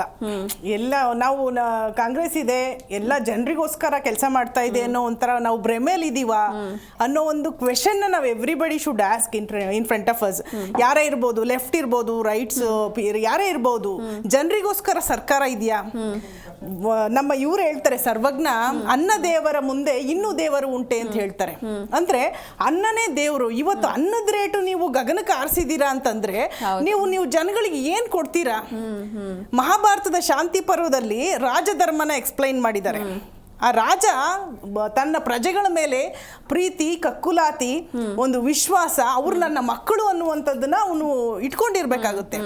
ಆದ್ರೆ ಇಂದಿನ ಮಹಾರಾಜರು ಅಂದ್ರೆ ಮಂತ್ರಿಗಳೆಲ್ಲ ಯಾವ ರೀತಿ ನಮ್ಮನ್ನ ನೋಡ್ತಾ ಇದ್ದಾರೆ, ಅವರಲ್ಲಿ ನಿಜವಾಗ್ಲೂ ಪ್ರಜೆಗಳ ಮೇಲೆ ಅವರು ನನ್ನ ಮಕ್ಕಳು ಅನ್ನೋ ಮನೋಭಾವನೆ ಇದ್ರೆ ಅಕ್ಕಿ ರೇಟ್ ಇಷ್ಟು ಏರ್ಲಿಕ್ಕೆ ಬಿಡ್ತಾ ಇದ್ರಾ?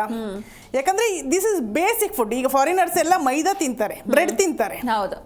ನಾವೆಲ್ಲ ಈಗ ಆ ಕಡೆ ತಮಿಳ್ನಾಡಿಗೆ ಹೋದ್ರು ಅನ್ನನೇ ಹುಡುಕ್ತಿವಿ, ನಾವು ಆಂಧ್ರಕ್ಕೆ ಹೋದ್ರು ಅನ್ನನೇ ಹುಡುಕ್ತಿವಿ. ಅಂದ್ರೆ ಬೇರೆ ಏನೇ ತಿಂದ್ರು ಅನ್ನ ಅನ್ನುವಂಥದ್ದು ಒಂದು ಇಷ್ಟ ಆದ್ರೂ ನಾವು ಬಯಸ್ತೀವಿ ತಿನ್ಲಿಕ್ಕೆ.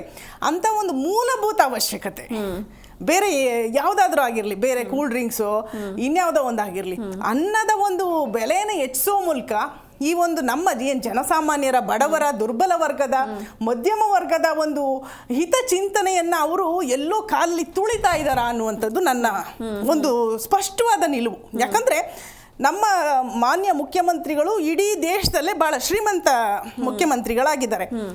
ಅವರು ಶ್ರೀಮಂತರಾಗಿರೋದು ನಮಗೂ ಸಹ ಸಂತೋಷನೇ. ಅವರು ಕಷ್ಟಪಟ್ಟಿದ್ದಾರೆ, ಬಂದಿದ್ದಾರೆ. ಆದರೆ ನಮ್ಮ ಏನು ಜನಸಾಮಾನ್ಯರ ಏನು ಒಂದು ಬೆವರಿಗೆ ಅವರು ಸಹ ಒಂದು ಶ್ರಮಕ್ಕೆ ಬೆಲೆ ಕೊಟ್ಟು ನಿಜವಾಗ್ಲೂ ಇದನ್ನ ಅವರು ಮಾಡಲೇಬೇಕು.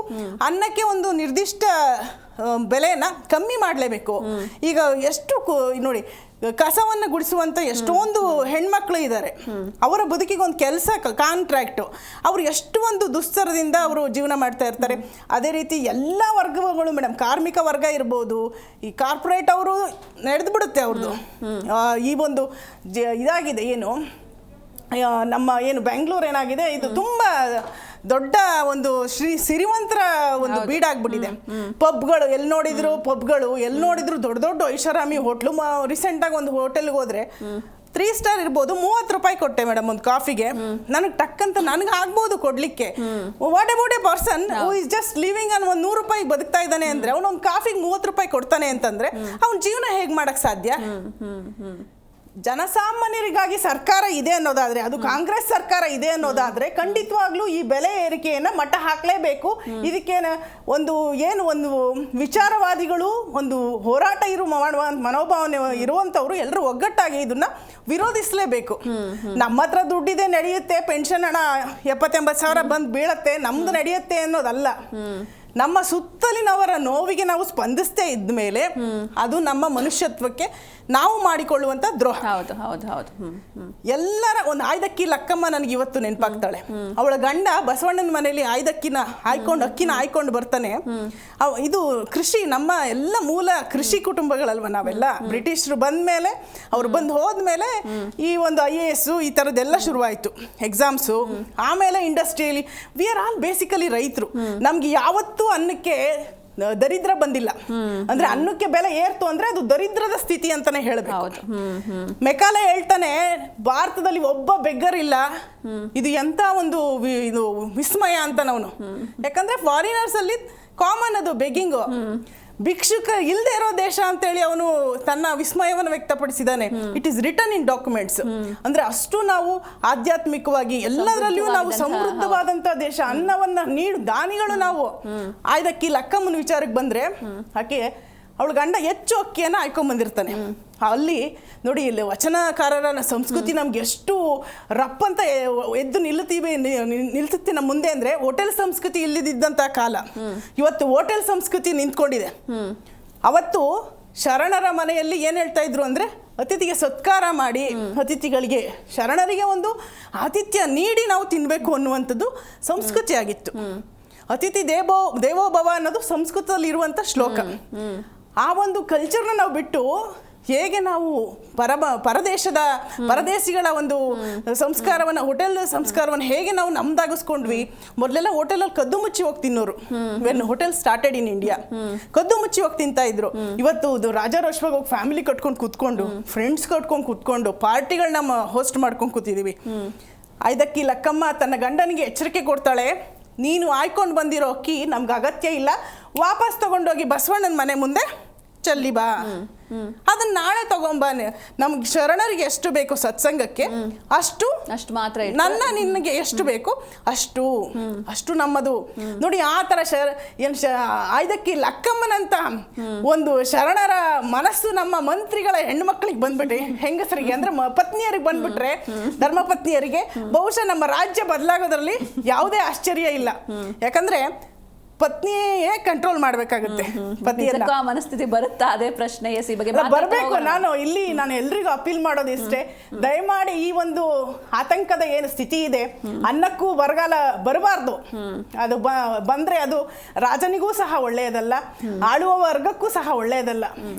ಇವತ್ತು ಆಯ್ದಕ್ಕಿ ಲಕ್ಕಮ್ಮನ ಹಾಗೆ ಎಲ್ಲ ಮಂತ್ರಿ ಮಹೋದಯರ ಪತ್ನಿಯರು, ಧರ್ಮಪತ್ನಿಯರು ದಯಮಾಡಿ ಒಂದು ಗಟ್ಟಿಯಾದ ಒಂದು ಧ್ವನಿಯನ್ನ ಎತ್ತಿ ದವಸ ಧಾನ್ಯಗಳ ಅನ್ನದ ಬೆಲೆಯನ್ನು ಇಳಿಸೋಕೆ ಒಂದು ಒಕ್ಕರ್ಲಿಂದ ಒಂದು ಪ್ರಯತ್ನ ಮಾಡಿ.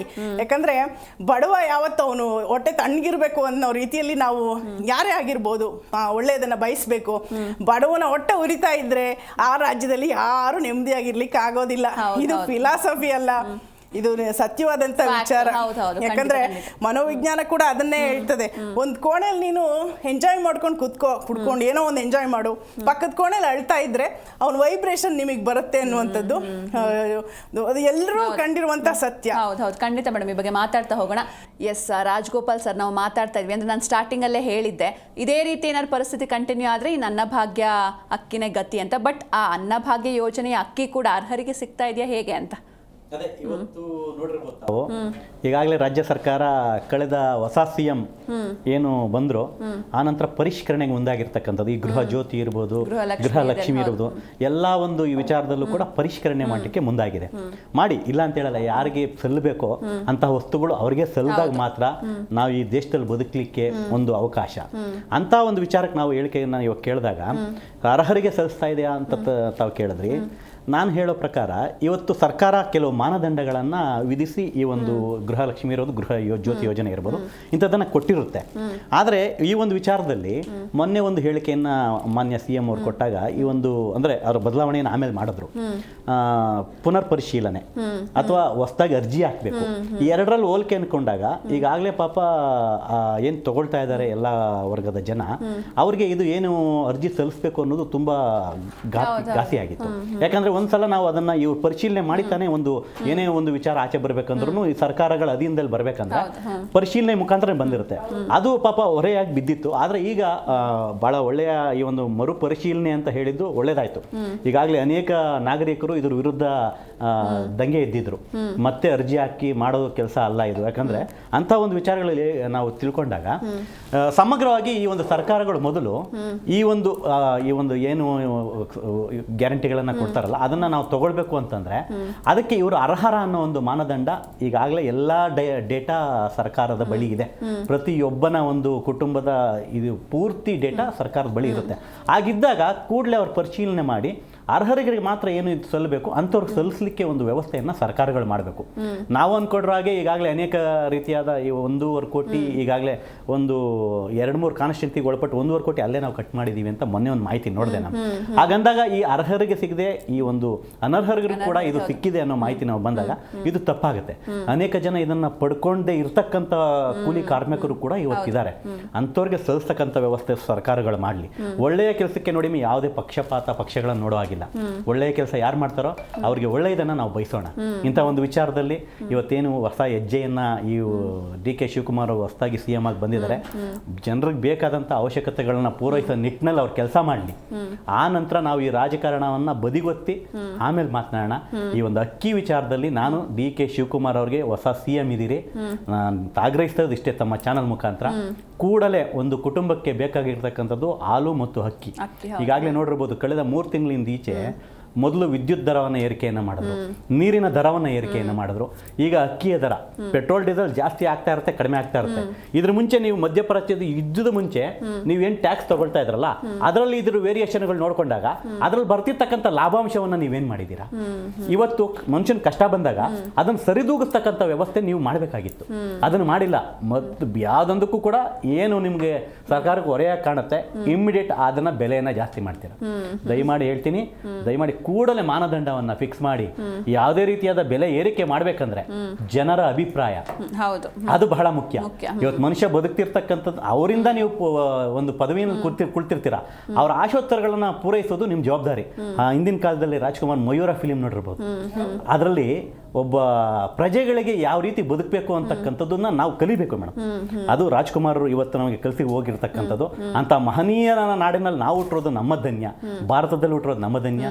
ನಾವೀ ಮುಖಾಂತರ ಹೇಳೋದಿಷ್ಟೇ, ಪ್ರತಿ ಯಾರೊಬ್ಬರು ಇವತ್ತು ಆಡಳಿತ ಚುಕ್ಕಾಣಿಯನ್ನ, ಇವತ್ತು ಮೂಲ ಚುಕ್ಕಾಣಿಯನ್ನು ಹಿಡಿದಿದ್ದೀರಿ, ಜನರ ಆಶೋತ್ತರಗಳಿಗೆ ಅನುಗುಣವಾಗಿ ನೀವು ಬದುಕ್ತಕ್ಕಂಥ ವ್ಯವಸ್ಥೆಯನ್ನು ಕಲ್ಪಿಸಿ ರಾಜಕಾರಣವನ್ನ ಮಾಡೋದನ್ನ ಬದಿಗೊತ್ತಿ. ಇವತ್ತು ನೋಡಿರ್ಬೋದು, ಅನೇಕ ಇವಾಗ 6-7 ರೀತಿಯಲ್ಲಿ ನಾವು ನೋಡ್ತಾ ಬಂದಾಗ ಯಾವ ರೀತಿ ಒಂದು ಬದಲಾವಣೆಗಳು ಕಾಣ್ತಾ ಇದೆ, ಒಂದಲ್ಲ ಒಂದು ರೀತಿಯ ಬದಲಾವಣೆಗಳು ನಮ್ಮಲ್ಲಿ ನಡೀತಾನೆ ಇದೆ. ಅದನ್ನ ನಿಲ್ಲಿಸಿ, ಅಂದ್ರೆ ಕಿತ್ತಾಟಗಳ ಬದಲಾವಣೆ ಹೇಳ್ತಾ ಇರೋದು ನಾನು. ಜನಸಾಮಾನ್ಯರ ಬಳಿಗೆ ಹೋಗಿ ಅವ್ರಿಗೇನು ಬೇಕು, ನಿಮ್ಗೇನು ತೊಂದರೆ ಆಗ್ತಾ ಇದೆ, ಅದ್ರ ಬಗ್ಗೆ ನೀವು ಸೂಕ್ತವಾಗಿ ಅವರ ಹತ್ರ ಹೋಗಿ ಅವ್ರ ಜೊತೆ ಕುಳಿತುಕೊಂಡು ಅವ್ರ ಜೊತೆ ಒಂದು ಕಾಫಿ ಕುಡ್ಕೊಂಡು ಅವ್ರ ಮನೆಗೆ ಹೋಗಿ ಒಂದು ಊಟ ಮಾಡಿಕೊಂಡು ಬದುಕಿ ಅಂತ ಹೇಳಲಿಕ್ಕೆ ಇಚ್ಛೆಪಡ್ತೇನೆ ಮೇಡಮ್. ಎಸ್, ನಳಿನಾ ಮೇಡಮ್, ಈಗ ಈ ಬೆಲೆ ಏರಿಕೆ ಲಾಭಾಂಶ ಏನಿದೆ ಅದು ರೈತರಿಗೆ ತಲುಪುತ್ತೆ ಅನ್ನುವಂಥ ವಿಶ್ವಾಸ ಕೂಡ ಇಲ್ಲ. ಇದ್ರ ಬಗ್ಗೆ ಏನು ಹೇಳ್ತೀರಾ? ಮಧ್ಯವರ್ತಿಗಳ ಒಂದು ಕಾಟ ಇರುವಂಥದ್ದು ಅದು ನಡೀತಾನೆ ಇರುವಂಥದ್ದು, ಅದು ಅನಿಯಂತ್ರಿತನೇ ಆಗೋಗಿದೆ. ಮಧ್ಯವರ್ತಿಗಳಿಂದ ಬಿಡಿಸಿ ರೈತರಿಗೆ ಸಿಗಬೇಕು ಅಂತಲೇ ಸರ್ಕಾರ ಕೊನೆಗೆ ಕೃಷಿ ಮಾರುಕಟ್ಟೆಗಳನ್ನ ತಂದಿದ್ದೇ ಮೂಲ ಉದ್ದೇಶ. ಅದೇ ರೈತರು ಉದ್ಧಾರ ಆಗಲಿ, ರೈತರ ಒಂದು ಸುವ್ಯವಸ್ಥಿತ ಒಂದು ಭದ್ರವಾದಂತಹ ಒಂದು ಕೃಷಿಗೆ ಒಂದು ಭೂಮಿಕೆ ಹಾಕಬೇಕು ಅಂತೇಳಿ. ಬಟ್ ಅಕ್ಕಿ ಬೆಲೆ ರೇಟ್ ಜಾಸ್ತಿ ಆಯಿತು, ಆದರೆ ರೈತರಿಗೆ ಸಿಗುತ್ತೆ ಅನ್ನುವಂಥದ್ದು ನಂಬಲ್ಲ ಅಸಾಧ್ಯವಾದಂಥ ವಿಚಾರ ಮೇಡಮ್. ಯಾಕಂದರೆ ಮಧ್ಯವರ್ತಿಗಳಿಗೆ ಹೆಚ್ಚು ಹೋಗ್ಬಿಡತ್ತೆ. ಯಾಕಂದರೆ ಈಗ ಆಲ್ಮೋಸ್ಟ್ ಈಗ ಲಕ್ಷಾಂತರ ಕ್ವಿಂಟಲ್ ಮಾರಿರ್ತಾರೆ, ಅದು ಬಂದು ಗೋಡಾನಲ್ಲಿ ಇರುತ್ತೆ, ಅದು ಬೆಲೆ ಆಲ್ರೆಡಿ ವಿಲೇವಾರಿ ಆಗಿರುತ್ತೆ.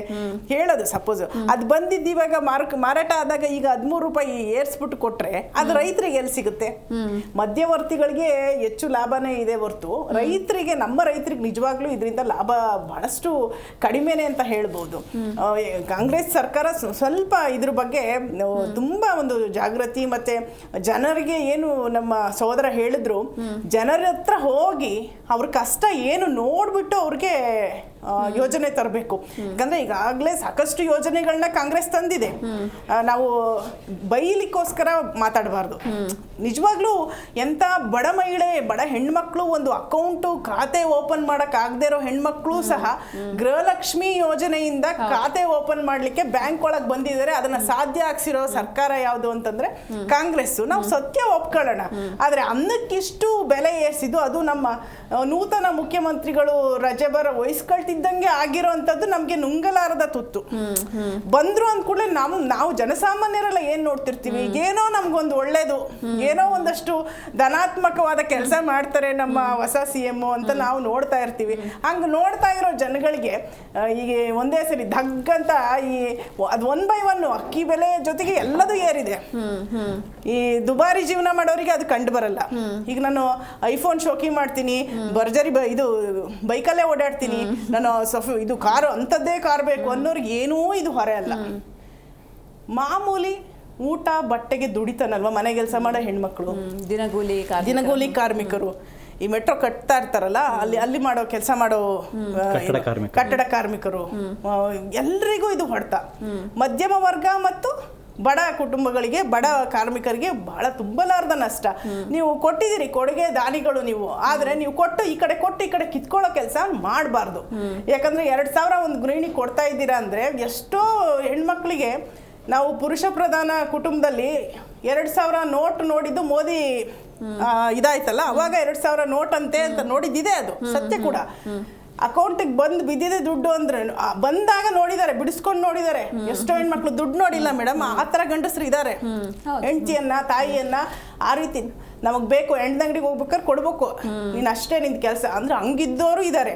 ಆದರೆ ಅದನ್ನೆಲ್ಲ ಮೀರಿ ಸ್ತ್ರೀಶಕ್ತಿಯನ್ನು ಕಟ್ಟಿ ಹೆಣ್ಮಕ್ಳಿಗೆ ಪ್ರತಿಯೊಂದು ಗೃಹಿಣಿ, ಮನೆಗೊಬ್ಬ ಗೃಹಿಣಿಗೆ, ಅದು ಹಿರಿಯ ತಲೆಗೆ ಅಂದರೆ ಅತ್ತೆಗೆ ಆಗಿರ್ಬೋದು, ಯಾರಾದರೂ ಒಬ್ಬರು ಹೆಣ್ಮಗಳಿಗೆ ಈ ಥರದ್ದೆಲ್ಲ ಯೋಜನೆಗಳನ್ನ ನಾವು ಹೃದಯಪೂರ್ವಕವಾಗಿ ಸ್ವಾಗತ ಮಾಡಿದ್ದೀವಿ. ವಿರೋಧ ಮಾಡಿದ್ದವರು ಇದ್ದಾರೆ, ಬಟ್ ನಾವು ಸ್ವಾಗತ ಮಾಡಿದ್ದೀವಿ.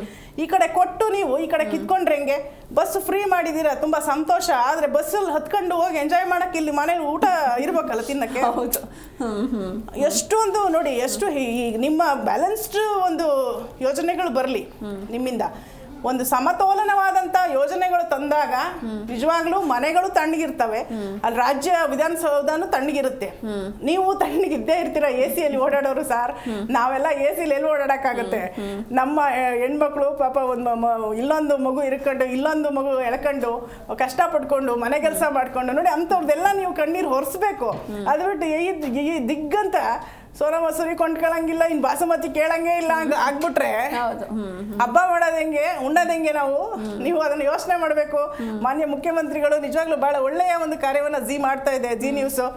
ಇದ್ರ ಮೂಲಕ, ಈ ವ್ಯವಸ್ಥೆ ಮೂಲಕ ನಾವು ಕೇಳೋದಿಷ್ಟೇ, ದಯವಿಟ್ಟು ಬಡವರನ್ನ ಅಯೋನಿಸ್ಬೇಡಿ, ನೋಯಿಸ್ಬೇಡಿ, ಹೆಣ್ಮಕ್ಳನ್ನ ನೋಯಿಸ್ಬೇಡಿ, ಮಧ್ಯಮ ವರ್ಗದವ್ರನ್ನ ಕಣ್ಣೀರು ಹಾಕಿಸ್ಬೇಡಿ, ಅನ್ನದ ಬೆಲೆನ ತಗ್ಸಿ. ನೀವು ಎಲ್ಲವನ್ನು ಮಾಡಬಲ್ಲರು ನಮ್ಮ ನೂತನ ಮುಖ್ಯಮಂತ್ರಿಗಳು, ಏನು ಸಾಮಾನ್ಯವಾದವರ. ದಯಮಾಡಿ ಎಲ್ರಿಗೂ, ಏನು ಮಧ್ಯವರ್ತಿಗಳಿಗೂ ಹೋಗ್ಬಾರ್ದು, ರೈತರಿಗೆ ಕೊಡಿಸಿ. ಏನೇ ಇದ್ರು ನೇರವಾಗಿ ರೈತರಿಗೆ ಅವ್ರಿಗೆ ವ್ಯವಹಾರ ಮಾಡಿ ಅವ್ರಿಗೆ ಕೊಡಿಸಿ. ಒಂದು ಅನ್ನದ ಬೆಲೆ ನಮಗೆ ಕಲಿಸ್ಬಿಟ್ಟಿದೆ ಕೊರೋನಾ. ಈಗ ನೀವು ಮತ್ತೆ ಕಲ್ಸೋದು ಬೇಡ, ದಯಮಾಡಿ ಅನ್ನದ ಬೆಲೆಯನ್ನು ಕಡಿಮೆ ಮಾಡಿ, ದಿನಸಿ ಏನು ವಸ್ತುಗಳಿದ್ದಾವೆ ಅದ್ರದ್ದು ಬೆಲೆನೆಲ್ಲ ಒಂಚೂರು ತಗ್ಸಿ, ನಮ್ಮ ರಾಜ್ಯನ ಒಂಚೂರು ತಂಪಾಗಿ ತಣ್ಣಗಿಡಿ, ಬಡವರನ್ನ ನೋಯಿಸಬೇಡಿ ಅಂತ ಅಷ್ಟೇ ನಾನು ಹೇಳಬಲ್ಲೆ ಮೇಡಮ್. ಎಸ್, ಇನ್ನು ಹರೀಶ್ ಸರ್, ಒಂದು ಕಡೆ ರೈತರಿಗೆ ನ್ಯಾಯಯುತ ಬೆಲೆ ಸಿಗಬೇಕು, ಮತ್ತೊಂದು ಕಡೆ ಗ್ರಾಹಕರಿಗೆ ನಮಗೆಲ್ಲ ಅಂದರೆ ಕೈಗೆಟುಕುವ ದರದಲ್ಲಿ ಸಿಗಬೇಕು ಈ ಅಕ್ಕಿ ಆಗಿರ್ಬೋದು ಅಥವಾ ಅಗತ್ಯ ವಸ್ತುಗಳು. ಸೊ ಈ ನಿಟ್ಟಿನಲ್ಲಿ ಏನು ಮಾಡಬೇಕು? ನಿಮ್ಮ ಸಜೆಷನ್ಸ್ ಏನು ಅಥವಾ ಟಿಪ್ಸ್ ಏನು ಸರ್ಕಾರಕ್ಕೆ? ಮೇಡಮ್, ಇವಾಗ ಮಧ್ಯವರ್ತಿಗಳನ್ನ ಫಸ್ಟ್ ಕಟ್ ಮಾಡಬೇಕು ಮೇಡಮ್. ರೈತರಿಗೆ ನಾವು MSP ಕೊಡಲೇಬೇಕು, ಮಿನಿಮಮ್ ಸಪೋರ್ಟ್ ಪ್ರೈಸ್ ಅವ್ರು ಕೊಡಲೇಬೇಕು. ಅದನ್ನು ಮತ್ತೆ ಡೈರೆಕ್ಟ್ ಸರ್ಕಾರಕ್ಕೆ ಬರಬೇಕು ಅಕ್ಕಿ, ಅಲ್ಲಿಂದನೇ ಪರ್ಫೆಕ್ಟ್ ಅಂಗಡಿಗಳಿಗೆ ಡಿಸ್ಟ್ರಿಬ್ಯೂಟ್ ಆಗುವಂಥ ಕೆಲಸ ಆಗಬೇಕು. ಇದನ್ನ ಮಧ್ಯವರ್ತಿಗಳು ಮಾಡೋದಕ್ಕೆ ಯಾವುದೇ ಕಾರಣಕ್ಕೂ ಬಿಡೋದಿಲ್ಲ. ಈಗ 5 ವರ್ಷಗಳಿಂದಗಡೆ 1000 ಕೋಟಿ ಇದ್ದವನು 1,00,000 ಕೋಟಿ ಆಗ್ಬಿಟ್ಟಿದ್ದಾರೆ. ಸೊ ಇವರೆಲ್ಲ ಇಂಥದ್ರಿಂದನೇ ಮಾಡ್ತಿರೋ ಅಂಥದ್ದು. ನೀವು ಯಾವುದಾದ್ರೂ ಒಂದು ತಗೊಳ್ಳಿ, ಬೀದಿಯಲ್ಲಿ ತರಕಾರಿ ಮಾಡ್ತಿರೋರು ಅಂಥವ್ರನ್ನ ಇವಾಗ ನಾವು ಶೋರೂಮಲ್ಲಿ ಹೋಗಿ ತಗೋಬೇಕಾಗಿದೆ. ನಮ್ಗೇನಾದ್ರೂ ಒಂದು ದಿನಸಿ ಏನಾದರೂ ಬೇಕು ಅಂತಂದ್ರೆ ನಾವು ಒಂದು ಬುಕ್ ಕೊಡ್ತಿದ್ವಿ ಅಂಗಡಿಯಲ್ಲಿ, ಬುಕ್ಕಲ್ಲಿ ಬರೆದ್ಬಿಟ್ಟು ಅಕ್ಕಿ ಇಷ್ಟೆಲ್ಲ ಐಟಮ್ ತಗೊಂಡಿದ್ದೀವಿ ಅಂತ ಬರೆದ್ಬಿಟ್ಟು ಕೊಟ್ಬಿಟ್ಟು ಬರ್ತಿದ್ವಿ. ಇವತ್ತು ಡಿಮಾರ್ಟ್ ಹೋದ್ರೆ ಮಾಡೋಕ್ಕಾಗುತ್ತಾ? ನೀವು ರಿಲಯನ್ಸ್ ಫ್ರೆಶ್ ಹೋದ್ರೆ ಮಾಡೋಕ್ಕಾಗುತ್ತಾ? ಅಲ್ಲ, ಅಲ್ಲಿ ನಾವೇನೋ ಬಾರ್ಗೇನ್ ಮಾಡೋಕ್ಕಾಗುತ್ತಾ? ಅವ್ರು ಫಿಕ್ಸ್ ಮಾಡ್ತಾರಲ್ಲ ರೇಟು, ಡಿಮಾರ್ಟ್ ಅವನಾಗಲಿ ಇವರಾಗಲಿ. ನಮ್ಮ ರೈತ ಯಾಕೆ ಫಿಕ್ಸ್ ಮಾಡಬಾರ್ದು ಮೇಡಮ್ ರೇಟು? ರೈತ ಬೆಳೆಯೋ ಅಂಥ ರೈತ, ನಾನು ಬೆಳಿತೀನಿ ಒಂದು ರೈತ ಅಂದರೆ ನಾನೇ ಫಿಕ್ಸ್ ಮಾಡಬೇಕಾದ್ರೆ ರೇಟ್. ಅದನ್ನೇನು ಮಾಡ್ತಾರೆ ಅಂದರೆ, ಇಲ್ಲಿ ಡಿಮ್ಯಾಂಡ್ ಮೇಲೆ ಡಿಪೆಂಡ್ ಆಗುತ್ತೆ ವ್ಯಾಪಾರ ನಡೆಯೋದು. ಡಿಮ್ಯಾಂಡ್ ಅವ್ರ ಹತ್ರ ಎಷ್ಟೇ ರಿಕ್ವೈರ್ಮೆಂಟ್ ಇದ್ರೂ ರೈತರ ಹತ್ರದಿಂದ ಮೆಟೀರಿಯಲ್ನ ಅವ್ರು ಕೊಂಡ್ಕೊಳ್ಳೋದಿಲ್ಲ. ಇವಾಗ ಟೊಮೊಟೊ ನೀವು ಕೋಲಾರ ಕಡೆ ಹೋದರೆ ಎಷ್ಟೋ ಟೊಮೊಟೊಗಳು ಕೊಲ್ತು ಬಿದ್ದಿದ್ದಾವೆ. ಸೊ ಡಿಮ್ಯಾಂಡ್ ಇದ್ರೂ ತಗೊಳ್ಳೋದಿಲ್ಲ. ಅದನ್ನ ಡಿಮ್ಯಾಂಡ್ನ ಬ್ರೇಕ್ ಮಾಡ್ತಾರೆ. ಅದನ್ನ ಬ್ರೇಕ್ ಮಾಡಿ ಅವ್ರು ರೇಟ್ ಕಡಿಮೆ ಮಾಡಿದ್ಮೇಲೆ ಆಮೇಲೆ ಅದನ್ನ ಪರ್ಚೇಸ್ ಮಾಡಿ ಅದನ್ನ ಎಕ್ಸ್ಪೋರ್ಟ್ ಮಾಡೋದಕ್ಕೆ ಏನು ಮಾಡಬೇಕು ವ್ಯವಸ್ಥೆ ಮಾಡ್ಕೋತಾರೆ. ಸೊ ಇವರು ಗ್ಯಾರಂಟಿ ಬಗ್ಗೆ ನಮ್ಮ ಸ್ನೇಹಿತರು ಹೇಳ್ತಿದ್ರು. ಸೊ ಅದೊಂದು ನಾನು ಹೇಳಕ್ಕೆ ಇಷ್ಟಪಡೋದೇನು ಅಂತಂದ್ರೆ, ಇವತ್ತು ಪ್ರತಿಯೊಂದು ಕ್ಷೇತ್ರಗಳಲ್ಲೂ ಗ್ಯಾರಂಟಿ ಕಮಿಟಿ ಅಂತ ಮಾಡಿದ್ದಾರೆ, ಪ್ರಾಧಿಕಾರ ಅಂತ ಮಾಡಿದ್ದಾರೆ. ಸೊ ಅದಕ್ಕೆ ಒಬ್ಬರನ್ನ ಚೇರ್ಮನ್ ಮಾಡಿ ಒಂದು 10 ಜನ ಸದಸ್ಯರನ್ನ ಮಾಡಿ ಅವರು ಮನೆಗೂ ಪ್ರತಿಯೊಂದು ಗ್ಯಾರಂಟಿ ಸಿಗ್ತದೆ ಕೇಳ್ತಿದ್ದಾರೆ. ಸೊ ಕೆಲವು ಕಡೆ ಸತ್ತೋಗಿದ್ದಾರೆ ಜನ, ಅವ್ರ ಕತೆಗೆನೆ ದುಡ್ಡು ಹೋಗ್ತಿದೆ. ಸೊ ಅದನ್ನ ಅವರು ಒಡಹುಟ್ಟಿರೋರು ಅಣ್ಣ ತಮ್ಮನೋ ATM ಕಾರ್ಡಿಂದ ವಿಡ್ರಾ ಮಾಡ್ಕೊತಾ ಇದ್ದಾನೆ. ಸೊ ಅದು ತಪ್ಪು. ಅದನ್ನ ಸ್ಟಾಪ್ ಮಾಡಬೇಕು. ಮತ್ತೆ ಇವಾಗ ಕೆಲವೊಂದು ಕಡೆ ಗೃಹಲಕ್ಷ್ಮಿಗೆ ದುಡ್ಡು ಬರೋದು ಸ್ಟಾಪ್ ಆಗಿದೆ ಅಂತಾರೆ, ಕೆಲವೊಂದು BPL ಕಾರ್ಡ್ ಕ್ಯಾನ್ಸಲ್ ಆಗೋಯ್ತು ಸರ್ ಅಂತಾರೆ. ಮೇಡಮ್ ಇದಕ್ಕೆ ನಾನು ನೇರವಾಗಿ ಹೇಳ್ತೀನಿ, ಹೊಣೆ ಯಾರು ಅಂತ ಕೇಂದ್ರ ಸರ್ಕಾರನೇ ಬರುತ್ತೆ. ಕ್ಯಾಶ್ಲೆಸ್ ಮಾಡಿದ್ದು ಅವರೇನೆ, ಫೋನ್ ಪೇ, ಜಿಪೇ, ಮತ್ತೆ ಯಾವುದು ಬೇರೆ ಬೇರೆ ಪೇಟಿಎಂ ಎಲ್ಲ ಮಾಡ್ಕೊಂಡಿದ್ದಾರೆ, UPI ಮಾಡ್ಕೊಂಡಿದ್ದಾರೆ, UPI ಅಲ್ಲ, UPI ಮಾಡ್ಕೊಂಡಿದ್ದಾರೆ. ಆ UPI ಪೇಮೆಂಟ್ ಮಾಡೋದ್ರಿಂದ ನಾನೊಬ್ಬ ಆಟೋ ಚಾಲಕ ಅಂತ ತಿಳ್ಕೊಳ್ಳಿ, ನಾನು ಆಟೋ ಬಾಡಿಗೆಗೆ ತಗೋತೀನಿ, ಅದು ಆಟೋ ಬಾಡಿಗೆ 400 ರೂಪಾಯಿ ಪರ್ ಡೇ. ನಾನು ಆಟೋ ಓಡಿಸ್ಬೇಕು ಅಂದರೆ ಒಂದು 300-400 ರೂಪಾಯಿ ನಾನು ಪೆಟ್ರೋಲ್ ಹಾಕಬೇಕು, ನನಗೊಂದು 300 ರೂಪಾಯಿ ಪ್ರಾಫಿಟ್, 1000 ರೂಪಾಯಿ, 1,000 ರೂಪಾಯಿ, 1,500 ರೂಪಾಯಿ ಪರ್ ಡೇ ದುಡಿತೀನಿ ಅಂತ ತಿಳ್ಕೊಳ್ಳಿ. ನಾನು 1,500 ರೂಪಾಯಿ ದುಡಿದ್ರೆ ನಾನು 400 ರೂಪಾಯಿ ಆಟೋ ರೆಂಟ್ ಕಟ್ಟಬೇಕು, 400 ರೂಪಾಯಿ ನಾನು ಪೆಟ್ರೋಲ್ ಹಾಕಬೇಕು, 800 ರೂಪಾಯಿ ನನಗೆ ಹೋಯ್ತು. ನನಗೆ ಉಳಿಯೋದೆಷ್ಟು ಎಷ್ಟು ಅಷ್ಟು 200, 300, 400 ಏನೋ ಉಳ್ಕೊಳ್ಳುತ್ತೆ. ಸೊ ಇವಾಗ ಬರೋ ಕಸ್ಟಮರ್ ಏನು ಮಾಡ್ತಾನೆ, ಯಾರ ಹತ್ರ ದುಡ್ಡಿಲ್ಲ, ನಾವೆಲ್ಲ ದುಡ್ಡು ನೋಡೇ ಇಲ್ಲ ಹೇಳ್ಬೇಕು ಅಂತಂದ್ರೆ. ದುಡ್ಡವ್ರು ಯಾರೋ ದುಡ್ಡು ಇರೋದಿಲ್ಲ, ಎಲ್ಲ ಮೊಬೈಲಲ್ಲಿ ಇರ್ತದೆ. ಅವ್ರು ಏನು ಮಾಡ್ತಾನೆ, ಆಟೋ ಡ್ರೈವರ್ಗೆ ಸ್ಕ್ಯಾನ್ ಮಾಡಿ ಗೂಗಲ್ ಪೇ ಮಾಡ್ತಾ ಇರ್ತಾನೆ. ಅದು ಏನಾಗುತ್ತೆ, 1,000 ರೂಪಾಯಿ 1,500 ರೂಪಾಯಿ ಅಂದರೆ ತಿಂಗಳಿಗೆ ಒಂದು ಲಕ್ಷ ಬರುತ್ತೆ. ವರ್ಷದ ಫುಲ್ ತಗೊಂಡೋದ್ರೆ ಒಂದು 7 lakhs 8 lakhs ಆ ಥರ ಒಂದು ಸಮ್ ಅಮೌಂಟ್ ಬಂದು ಸೇರ್ಕೊಳ್ಳುತ್ತೆ ಅವ್ರಿಗೆ. ಸರ್ಕಾರ ಏನು ಮಾಡುತ್ತೆ, ಅವರು IT ಲಿಮಿಟ್ಸ್ ಅಲ್ಲಿ ಬರ್ತಾರೆ, ಇವ್ರದ್ದು 10 ಲಕ್ಷ 12 ಲಕ್ಷ ದಾಟಿದೆ ಇವರಿಗೆ ಅಂತ ಅಂದ್ಬಿಟ್ಟು BPL ಕಾರ್ಡ್ ಕಟ್ ಮಾಡಿ ಆಟೋಮೆಟಿಕ್ ಟ್ರಾನ್ಸಾಕ್ಷನ್. ಇದರಲ್ಲಿ ಯಾರ್ದು ಹೊಣೆ? ನೀವು ಕೇಂದ್ರ ಸರ್ಕಾರಕ್ಕೆ, ರಾಜ್ಯ ಸರ್ಕಾರಕ್ಕೆ ಹೊಣೆ ಅಂತ ಹೇಳಕ್ ಬರ್ತಿದೆ? ಇದು ಮಾಡಿರೋದಕ್ಕೆ ರಾಜ್ಯ ಸರ್ಕಾರ ಅಲ್ವಾ, ಕೇಂದ್ರ ಸರ್ಕಾರ ಅಲ್ವಾ? ಆ ಕೇಂದ್ರ ಸರ್ಕಾರ UPI ಪೇಮೆಂಟ್ಸ್ ಮಾಡಬೇಕಾದ್ರೆ ಈ ಸ್ಥಿತಿಗೆ ಬಂದ್ರೆ ಆಟೋ ಡ್ರೈವರ್ ಕತೆ ಏನಾಗಬೇಕು, ಹೂ ಮಾರೋ ಕತೆ ಏನಾಗಬೇಕು, ಸೊಪ್ಪು ಮಾರೋ ಕತೆ ಏನಾಗಬೇಕು, ತರಕಾರಿ ಮಾರೋ ಸಣ್ಣ ಪುಟ್ಟ ವ್ಯಾಪಾರಿಗಳಿಗೆ ನಾವು ಯಾವ ರೀತಿ ಅವ್ರಿಗೆ ಇದನ್ನ ಟ್ರಾನ್ಸಾಕ್ಷನ್ಸ್ಗೆ ನೀವು ಬ್ಯಾಂಕಲ್ಲಿ ಹೇಗೆ ಕೊಡ್ತೀರಿ ಅನ್ನೋದನ್ನ ಬೇಕು. ತುಂಬಾ ಕಡೆ ನೋಟಿಸ್ ಬಂದ್ಬಿಟ್ಟಿದೆ, ಕೆಲವು ಬೀದಿ ವ್ಯಾಪಾರ ಮಾಡೋರಿಗೆ ನೋಟಿಸ್ಗಳು ಬಂದ್ಬಿಟ್ಟಿದೆ ಇನ್ಕಮ್ ಟ್ಯಾಕ್ಸ್ ಇಂದ. ನಿಮ್ದು ಟ್ರಾನ್ಸಾಕ್ಷನ್ ಜಾಸ್ತಿ ಆಗಿದ್ದೀರಿ, ನಿಮ್ದು ಇನ್ಕಮ್ ಟ್ಯಾಕ್ಸ್ ಬೇರೆ 1 ಲಕ್ಷ ಒಳಗಡೆ ತೋರಿಸ್ತಿದ್ದೀರಿ ಅಂತಂದ್ಬಿಟ್ಟು. ಸೊ ಇದೆಲ್ಲ ಪರಿಷ್ಕರಿಸ್ಬೇಕು ನಾವು, ಇದೆಲ್ಲ ತಗೋಬೇಕಲ್ವಾ? ಇದೆಲ್ಲ ತಗೊಂಡ್ರೆ ಈ ಬೇಸಿಕ್ ಸಮಸ್ಯೆಗಳನ್ನ ನಾವು ಪರಿಹರಿಸದೆ ನಾವು ಇನ್ನೆಲ್ಲೋ ಮಾಡ್ತೀವಿ, ಇನ್ನೆಲ್ಲೋ ಗಾಳಿಯಲ್ಲಿ ಗುಂಡಾರಿಸ್ತೀವಿ ಅಂದ್ರೆ ಆಗೋದಿಲ್ಲ. ಸೊ ಅಲ್ಲಿ ಸರಿಪಡಿಸ್ಕೊಬೇಕು, ಇಲ್ಲಿ ಸರಿಪಡಿಸ್ಕೊಬೇಕು. ಮತ್ತೆ ಪೆಟ್ರೋಲ್ ಡೀಸೆಲ್ ಮುಖ್ಯವಾಗಿ ಬೆಲೆ ಅದೊಂದು ರೇಟ್ ಕಮ್ಮಿ ಆದ್ರೆ ಎಲ್ಲವೂ ತನ್ನಷ್ಟು ತಾನೇ ಬರುತ್ತೆ. ಇವರು ಡೈರೆಕ್ಟ್ ಆಗಿ ನಮ್ಮ ಕುಡಿಯೋ ಹಾಲಿಗೆನೆ ರೇಟ್ ಜಾಸ್ತಿ ಮಾಡಿರೋರು, ಟ್ಯಾಕ್ಸ್ ಹಾಕಿರೋರು, ಏನಂತಾರೆ ಹಾಲ್ಗೆ ವಿಷ ತುಂಬಿದವರು. ಅದೇ ಹೇಳಿದ್ನಲ್ಲ ಸ್ಟಾರ್ಟಿಂಗ್ ಅಲ್ಲೇ, ತಾಯಿ ಮಗುಗೆ ಹಾಲು ಕೊಟ್ರೆ ಆ ಹಾಲೇ ವಿಷ ಆಗ್ಬಿಟ್ರೆ ಆ ಮಗು ಯಾರಿಗೋಗಿ ಹೇಳ್ಕೊಬೇಕು ನೋವನ್ನ. ಸೊ ಹಾಗಾಗಿ ಅದನ್ನ ಪರಿಷ್ಕರಿಸಬೇಕು. ಖಂಡಿಸ್ತಾರೆ. ಇನ್ನು ರಾಜಗೋಪಾಲ್ ಸರ್, ಈಗ ಬೆಲೆ ಏರಿಕೆ ಎಷ್ಟು ಮಟ್ಟಿಗೆ ಆಗಿದೆ ಅಂದ್ರೆ, ಈಗ ಒಂದು ತಾಯಿ ಹೋಗಿ ಮಾರ್ಕೆಟಿಗೆ ಹೋಗಿ ಒಂದು ತರಕಾರಿ ತಗೊಳ್ಬೇಕು ಅಂದ್ರೆ 1 kg ಬದಲು ಈಗ ಅರ್ಧ kgಗೆ ಬಂದಿದ್ದಾರೆ, ಆ ರೀತಿ ಇದೆ ಸ್ಥಿತಿ. ಸೊ ಹೀಗಾಗಿ ಅಕ್ಕಿ ಆಗಿರ್ಬೋದು, ನೀವು ಹೇಳಿದ್ರಿ ಅಕ್ಕಿ ಮತ್ತೆ ಹಾಲು ತುಂಬಾನೇ ಇಂಪಾರ್ಟೆಂಟ್ ಒಂದು ಫ್ಯಾಮಿಲಿಗೆ ಅಂತ. ಮುಂದೆ ಮಕ್ಕಳ ನ್ಯೂಟ್ರಿಷನ್ ಮೇಲೂ ಕೂಡ ಇದು ಎಫೆಕ್ಟ್ ಆಗಲ್ವಾ, ಹೇಗೆ? ಇದ್ರ ಬಗ್ಗೆ ಏನ್ ಹೇಳ್ತೀರಾ? ಹೌದು ಮೇಡಮ್, ಒಬ್ಬ ಮಗು ಇವತ್ತು ಹುಟ್ಟಿದ ಮಗುಗೆ ತಾಯಿ ಹಾಲು ಬಹಳ ಮುಖ್ಯ. ಅದೇ ರೀತಿ ಬೆಳೀತಾ ಹೋದಂತೆ ಇನ್ನು ನಮ್ಮ ಹಸುವಿನ ಹಾಲು, ಗೋ ಹಾಲು ಬಹಳ ಮುಖ್ಯ.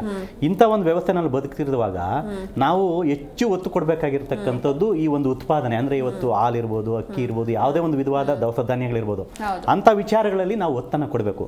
ರೈತನಿಗೆ ಬೆಂಬಲವಾಗಿ ನಿಂತಾಗ ಇದನ್ನೆಲ್ಲ ಶಮನ ಮಾಡ್ಬೋದು ಅಂತ ನಮ್ಗನ್ಸುತ್ತೆ. ಯಾಕಂದ್ರೆ ಇದುವರೆಗೂ ಕೂಡ ಬಂದಿರತಕ್ಕಂಥ ಈ ಒಂದು ಸರ್ಕಾರಗಳಲ್ಲಿ ಈಗ ಕೇಂದ್ರ ಸರ್ಕಾರ ರೈತರಿಗೆ ಬಹಳ ಯೋಜನೆಗಳನ್ನ ನೀಡಿದೆ, ಬಹಳ ಒಳ್ಳೊಳ್ಳೆ ಯೋಜನೆ ನೀಡಿದೆ. ನಾವು ಯಾವ ಸರ್ಕಾರವನ್ನು ಬ್ಲೇಮ್ ಮಾಡೋದಿಲ್ಲ.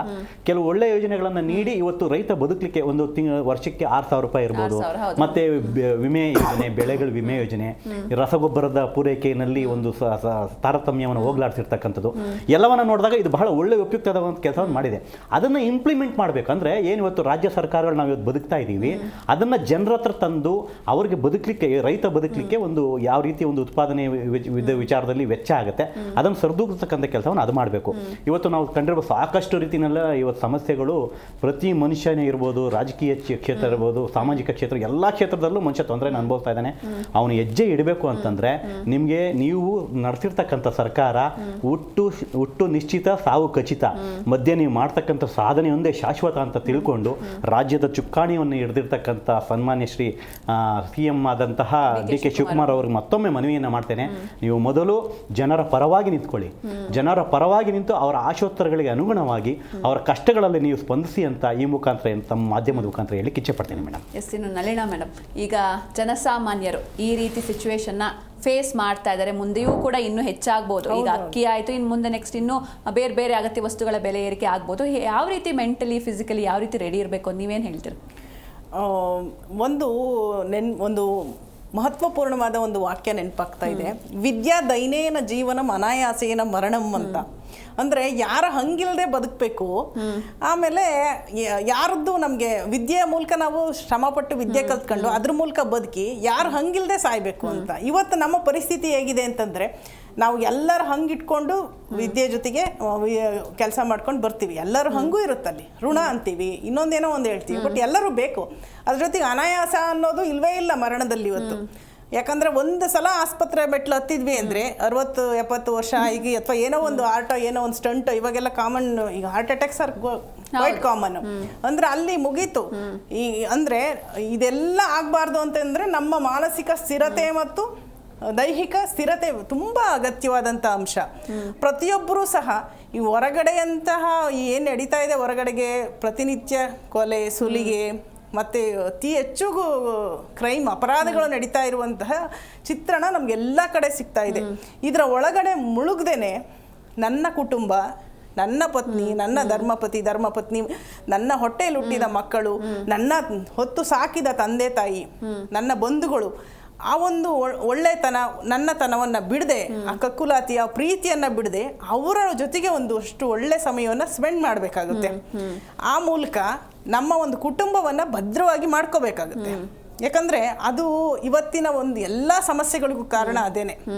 ಬೆಲೆ ಏರ್ತಾ ಇರ್ಬೋದು, ನಾವು 1 kg ಅಕ್ಕಿನೇ ತರ್ಬೋದು ಮನೆ ಒಳಗೆ, ಆದರೆ ಅದನ್ನು ಬಡಿಸುವಂಥ ಹೆಣ್ಣುಮಗಳು ಒಂದು ಯಾವುದಾದ್ರೂ ಒಂದು ಆಧ್ಯಾತ್ಮಿಕ ತಿಳುವಳಿಕೆ, ನಮಗೇನು ತಿಳುವಳಿಕೆ ಬೇಡ, ಹೇಳ್ತಿದ್ದಂಗೆ ನಾವು ನೆನೆಸ್ತಾ ಇದ್ದಿದ್ದು ಭೂಮ್ತಾಯಿನ. ಅವಳು ನಮಗೆ ಒಂದು ಇದಕ್ಕೆ ಇರೋಕ್ಕೆ ಅವಕಾಶ ಕೊಟ್ಟಿದ್ದಾಳೆ. ಆ ಭೂಮ್ತಾಯಿನ, ಎಳ್ಳು ಜೀರಿಗೆ ಬೆಳೆಯುವಂಥ ಭೂಮ್ತಾಯಿನ ನೆನ್ಕೊಂಡು ನಾನು ಎದ್ದು ನೋಡಿ, ಜಾನಪದ ಅದು ಹೇಳ್ತಾ ಇರೋದು ಯಾರೋ ರಿಸರ್ಚ್ ಮಾಡಿರೋ ಹೆಣ್ಮಗಳಲ್ಲ, ಜಾನಪದದ ಹೆಣ್ಮಗಳು ಎಳ್ಳು ಜೀರಿಗೆ ಬೆಳೆಯುವಂಥ ಭೂಮ್ತಾಯಿಯ ನೆನ್ಕೊಂಡು ನಾನು ಎದ್ದೇಳ್ತೀನಿ ಅಂತಾಳೆ. ಆ ಸೂರ್ಯಂಗೊಂದು ನಮಸ್ಕಾರ ಹಾಕ್ಕೊಂಡು ಅಯ್ಯೋ ಈ ಜಗತ್ ಕಾಪಾಡ್ತೀನಿ ಅಂದರೆ ಆ ಕೃತಜ್ಞತಾ ಭಾವ ನಮಗೆ ತುಂಬ ಕಡಿಮೆ ಆಗಿರೋದ್ರಿಂದ ಇವತ್ತು ಅತಿ ಹೆಚ್ಚು ಎಲ್ಲರ ನಡುವೆ ವಿರಸ, ಎಲ್ಲರ ಮೇಲೆ ಅನುಮಾನ. ಈ ಒಂದು ಕೃತಜ್ಞತಾ ಭಾವನೆಯನ್ನು ನಾವು ಇಟ್ಕೊಂಡು ಯಾರೇ ನಮಗೆ ಬೆಳೆದುಕೊಡ್ಲಿ, ನಾವು ತಟ್ಟೆಯಲ್ಲಿ ಅನ್ನವನ್ನು ಸ್ವೀಕಾರ ಮಾಡುವಾಗ ಇದನ್ನು ಎಲ್ಲಿ ಯಾರು ಬೆಳೆದಿದ್ದಾರೋ ನಮಗೆ ಗೊತ್ತಿಲ್ಲ, ಅವ್ರ ಮಕ್ಕಳು ಚೆನ್ನಾಗಿರ್ಲಿ, ಅವರು ಚೆನ್ನಾಗಿರ್ಲಿ, ನಮ್ಗೊಂದು ಕಾಫಿನೇ ಸಿಕ್ಕಲಿ, ಇದನ್ನ ಬೆಳೆದಂಥವ್ರು ಚೆನ್ನಾಗಿರ್ಲಿ, ನಮ್ಗೆ ಯಾರೋ ಒಂದು ಒಳ್ಳೆ ಏನೋ ಒಂದು ಸಹಾಯ ಸಣ್ಣದೇ ಮಾಡಿರಲಿ, ಒಂದು ಸ್ಕಾಲರ್ಶಿಪ್ ಸಿಕ್ಕಲಿ, ಎಲ್ಲಿಂದ ನಾವು ವಿದ್ಯಾಸಿರಿನೋ ಎಲ್ಲೋ ಒಂದು ಸಣ್ಣ ಸ್ಕಾಲರ್ಶಿಪ್ ಸಿಕ್ಕಲಿ, ಅವ್ರಿಗೊಂದು ಥ್ಯಾಂಕ್ಸು. ಬೆಳಗ್ಗೆ ಎದ್ದೇಳುವಾಗ ಒಂದು ಕೃತಜ್ಞತಾ ಮನೋಭಾವನೆ ಈ ಒಂದು ನಿಸರ್ಗಕ್ಕೆ, ಪಂಚಭೂತಗಳಿಗೆ, ಈ ಭೂಮಿಗೆ, ಆಕಾಶಕ್ಕೆ, ಈ ಗಾಳಿಗೆ, ಯಾಕಂದ್ರೆ ಅವು ಶುದ್ಧವಾಗಿ ನಾವು ಇಟ್ಕೊಳ್ಳೋದ್ರಲ್ಲಿ ನಮ್ದು ಪಾತ್ರ ಇದೆ.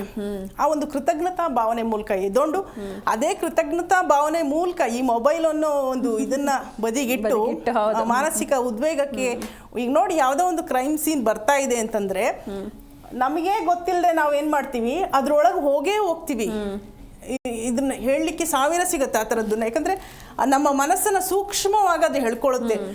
ಚುಚ್ತಾ ಇದ್ದಾನೆ ಅಂದಾಗ ನಮ್ಮ ಮನಸ್ಸು, ಬುದ್ಧಿ, ಕಣ್ಣು, ಎಲ್ಲ ಅಲ್ಲೋಗುತ್ತೆ. ನಮ್ಮ ಸುತ್ತಲಿರುವವರ ಮೇಲೆ ಅಸಹನೆ ಬರುತ್ತೆ. ಅಲ್ಲಿ ಅಪರಾಧ ನಡೀತಾ ಇರೋದು ಎಲ್ಲೋ ಆ ಸಾಮಾಜಿಕ ಜಾಲತಾಣ ತಂದು ನನ್ನ ಮೊಬೈಲ್ಗೆ ಹಾಕಿದೆ. ಇಲ್ಲಿ ಇದು ಬದಲಾಗ್ತಾ ಇದೆ, ಇಲ್ಲಿಯ ಒಂದು ಭಾವನೆಗಳು ಬದಲಾಗ್ತಾ ಇದೆ, ವೈಬ್ರೇಷನ್ ಕೂಡ ಚೇಂಜ್ ಆಗುತ್ತೆ. ಅದು ನಮ್ಗೆ ಗೊತ್ತಿಲ್ಲದೇನೆ ಎಫೆಕ್ಟ್ ಆಗುತ್ತೆ. ಸುತ್ತಲಿರೋ ಮಕ್ಕಳಿಗಾಗಿರ್ಬೋದು, ದಂಪತಿಗಳ ಮೇಲಾಗಿರ್ಬೋದು. ಈ ಥರದ ಒಂದು ಬದಲಾವಣೆಗಳು ನಿಮ್ಮ ಜೀವನದಲ್ಲಿ ಆಗಬಾರ್ದು ಅಂದರೆ ಆದಷ್ಟು ಮೊಬೈಲಿನಿಂದ ದೂರ ಬನ್ನಿ. ಪರವಾಗಿಲ್ಲ, 1 kg ಅಕ್ಕಿ ಇದ್ರೂ ಪರವಾಗಿಲ್ಲ, ಪ್ರೀತಿಯಿಂದ ಒಂದು ಈ ದೇವರಿಗೆ ಒಂದು ಕೃತಜ್ಞತಾ ಭಾವನೆಯನ್ನು ಕೊಟ್ಟು ನಮ್ಗೆ ಇಷ್ಟ ಆದರೂ ಅನ್ನವನ್ನು ಕೊಟ್ಟಿದ್ಯಲ್ಲಪ್ಪ ಅಂತ. ಯಾಕಂದರೆ ದಕ್ಷಿಣ ಆಫ್ರಿಕಾದ ಕಡೆ, ಉಗಾಂಡ ಅಂತ ದೇಶಗಳಲ್ಲಿ ಮಣ್ಣನ್ನು, ಯು ಡೋಂಟ್ ಬಿಲೀವ್, ಮಣ್ಣನ್ನು ಸೋಸಿ ಕಡೆಗೆ ಬರುವಂಥ ಈ ತಳದಲ್ಲಿ ಉಳ್ಕೊಳ್ಳುತ್ತಲ್ಲ, ಅದನ್ನ ರೊಟ್ಟಿ ಥರ ಹಪ್ಪಳಗಳನ್ನು ನಾವು ಮಾಡ್ತೀವಲ್ಲ, ಆ ಥರ ಒಣಗಿಸ್ಬಿಟ್ಟು ರೌಂಡ್ಗೆ ಅವರ ಮಕ್ಕಳಿಗೆ ಕೊಡ್ತಾರೆ ಹೆಣ್ಮಕ್ಳು. ಯಾಕಂದ್ರೆ ಅನ್ನ ಇಲ್ಲ, ತಿನ್ಲಿಕ್ಕೆ ಏನೂ ಇಲ್ಲ. ಅಂದ್ರೆ ನಮಗೆ ಒಂದಿಷ್ಟು ಅನ್ನನಾದ್ರೂ ಕೊಟ್ಟಿದ್ದಾನೆ, ಅಂದ್ರೆ ನಮ್ಮ ಕೈಗೆಟ್ಟು ನಮ್ಮ ದುಡಿಮೆಯ ಒಂದು ಅವಕಾಶನಾದ್ರೂ ಕೊಟ್ಟಿದ್ದಾನೆ ದೇವರು. ನಮಗೆ ಕೊಟ್ಟಿರುವ ಅವಕಾಶದಲ್ಲಿ ನಾವು ಅಟ್ಲೀಸ್ಟ್ ಒಂದು ನಮ್ಮ ಮಟ್ಟಿಗಾದ್ರೂ, ದಿನ ಬಿರಿಯಾನಿ ತಿಂದ್ರೂ ಆರೋಗ್ಯ ಕೆಡುತ್ತೆ, ಅದು ಬೇರೆ ಪ್ರಶ್ನೆ, ಇಷ್ಟ ಆದ್ರೂ ನಮ್ಗೆ ಕೊಟ್ಟಿದ್ದಾನಲ್ವಾ ಅನ್ನೋ ಒಂದು ಕೃತಜ್ಞತಾ ಭಾವನೆ ಮೂಲಕ ನಾವು ಎಲ್ಲವನ್ನ ಸ್ವೀಕಾರ ಮಾಡಿ ಒಂದು ಧನಾತ್ಮಕ ಚಿಂತನೆಯ ಮೂಲಕ ಹೊರಡೋಣ. ಎಲ್ಲರಿಗೂ ಒಳ್ಳೇದಾಗ್ಲಿ ಅನ್ನೋದನ್ನೇ ಬಯಸೋಣ. ಎಲ್ಲರೂ ನಮ್ಗೆ ಒಳ್ಳೇದು ಬಯಸೋದು ತುಂಬಾ ಕಷ್ಟ, ಮತ್ತು ಅದು ಅಗತ್ಯ ಕೂಡ ಇಲ್ಲ. ಯಾಕಂದ್ರೆ ಅವನಿದಾನೆ ನೋಡ್ಕೊಳ್ಳೋಕೆ. ನಮ್ಮ ಕೈಲಾದ್ದು ನಾವು ಬಯಸೋಣ, ಒಳ್ಳೇದನ್ನೇ ಬಯಸೋಣ, ಆಗ ಖಂಡಿತ ಒಳ್ಳೇದು ಹಾಗೆ ಆಗುತ್ತೆ madam. Thank you so much ಎಲ್ರಿಗೂ ನಮ್ಮ ಸ್ಟುಡಿಯೋಗೆ ಬಂದಿದ್ದಕ್ಕೆ. Thank you so much. Yes, ನಿಜಕ್ಕೂ ಜನರಿಗೆ ಒಂದಾದ ಮೇಲೆ ಒಂದು ಬೆಲೆ ಏರಿಕೆ ಬಿಸಿ ತಡ್ತಾ ಇದೆ. ಅಕ್ಕಿ ಬೆಲೆ ಸ್ಥಿರವಾಗಿರೋದು ಸಾಮಾನ್ಯ ಜನರ ಜೀವನಕ್ಕೆ ತುಂಬಾ ಅತ್ಯಗತ್ಯ. ಹೀಗಾಗಿ ಸರ್ಕಾರ ಹಾಗೂ ಸಂಬಂಧಪಟ್ಟ ಅಧಿಕಾರಿಗಳು ಈ ವಿಷಯದಲ್ಲಿ ಗಂಭೀರವಾಗಿ ಕ್ರಮವನ್ನ ಕೈಗೊಳ್ಳಬೇಕು ಅನ್ನೋದು ಜನರ ಆಶಯ ಅಂತ ಹೇಳ್ತಾ ಇವತ್ತಿನ ಈ ಕಾರ್ಯಕ್ರಮವನ್ನು ಮುಗಿಸೋಣ. ನೋಡ್ತಾ ಇರಿ ಜೀ ಕನ್ನಡ ನ್ಯೂಸ್, ಸತ್ಯವೇ ಸುದ್ದಿಯ ಜೀವಾಳ.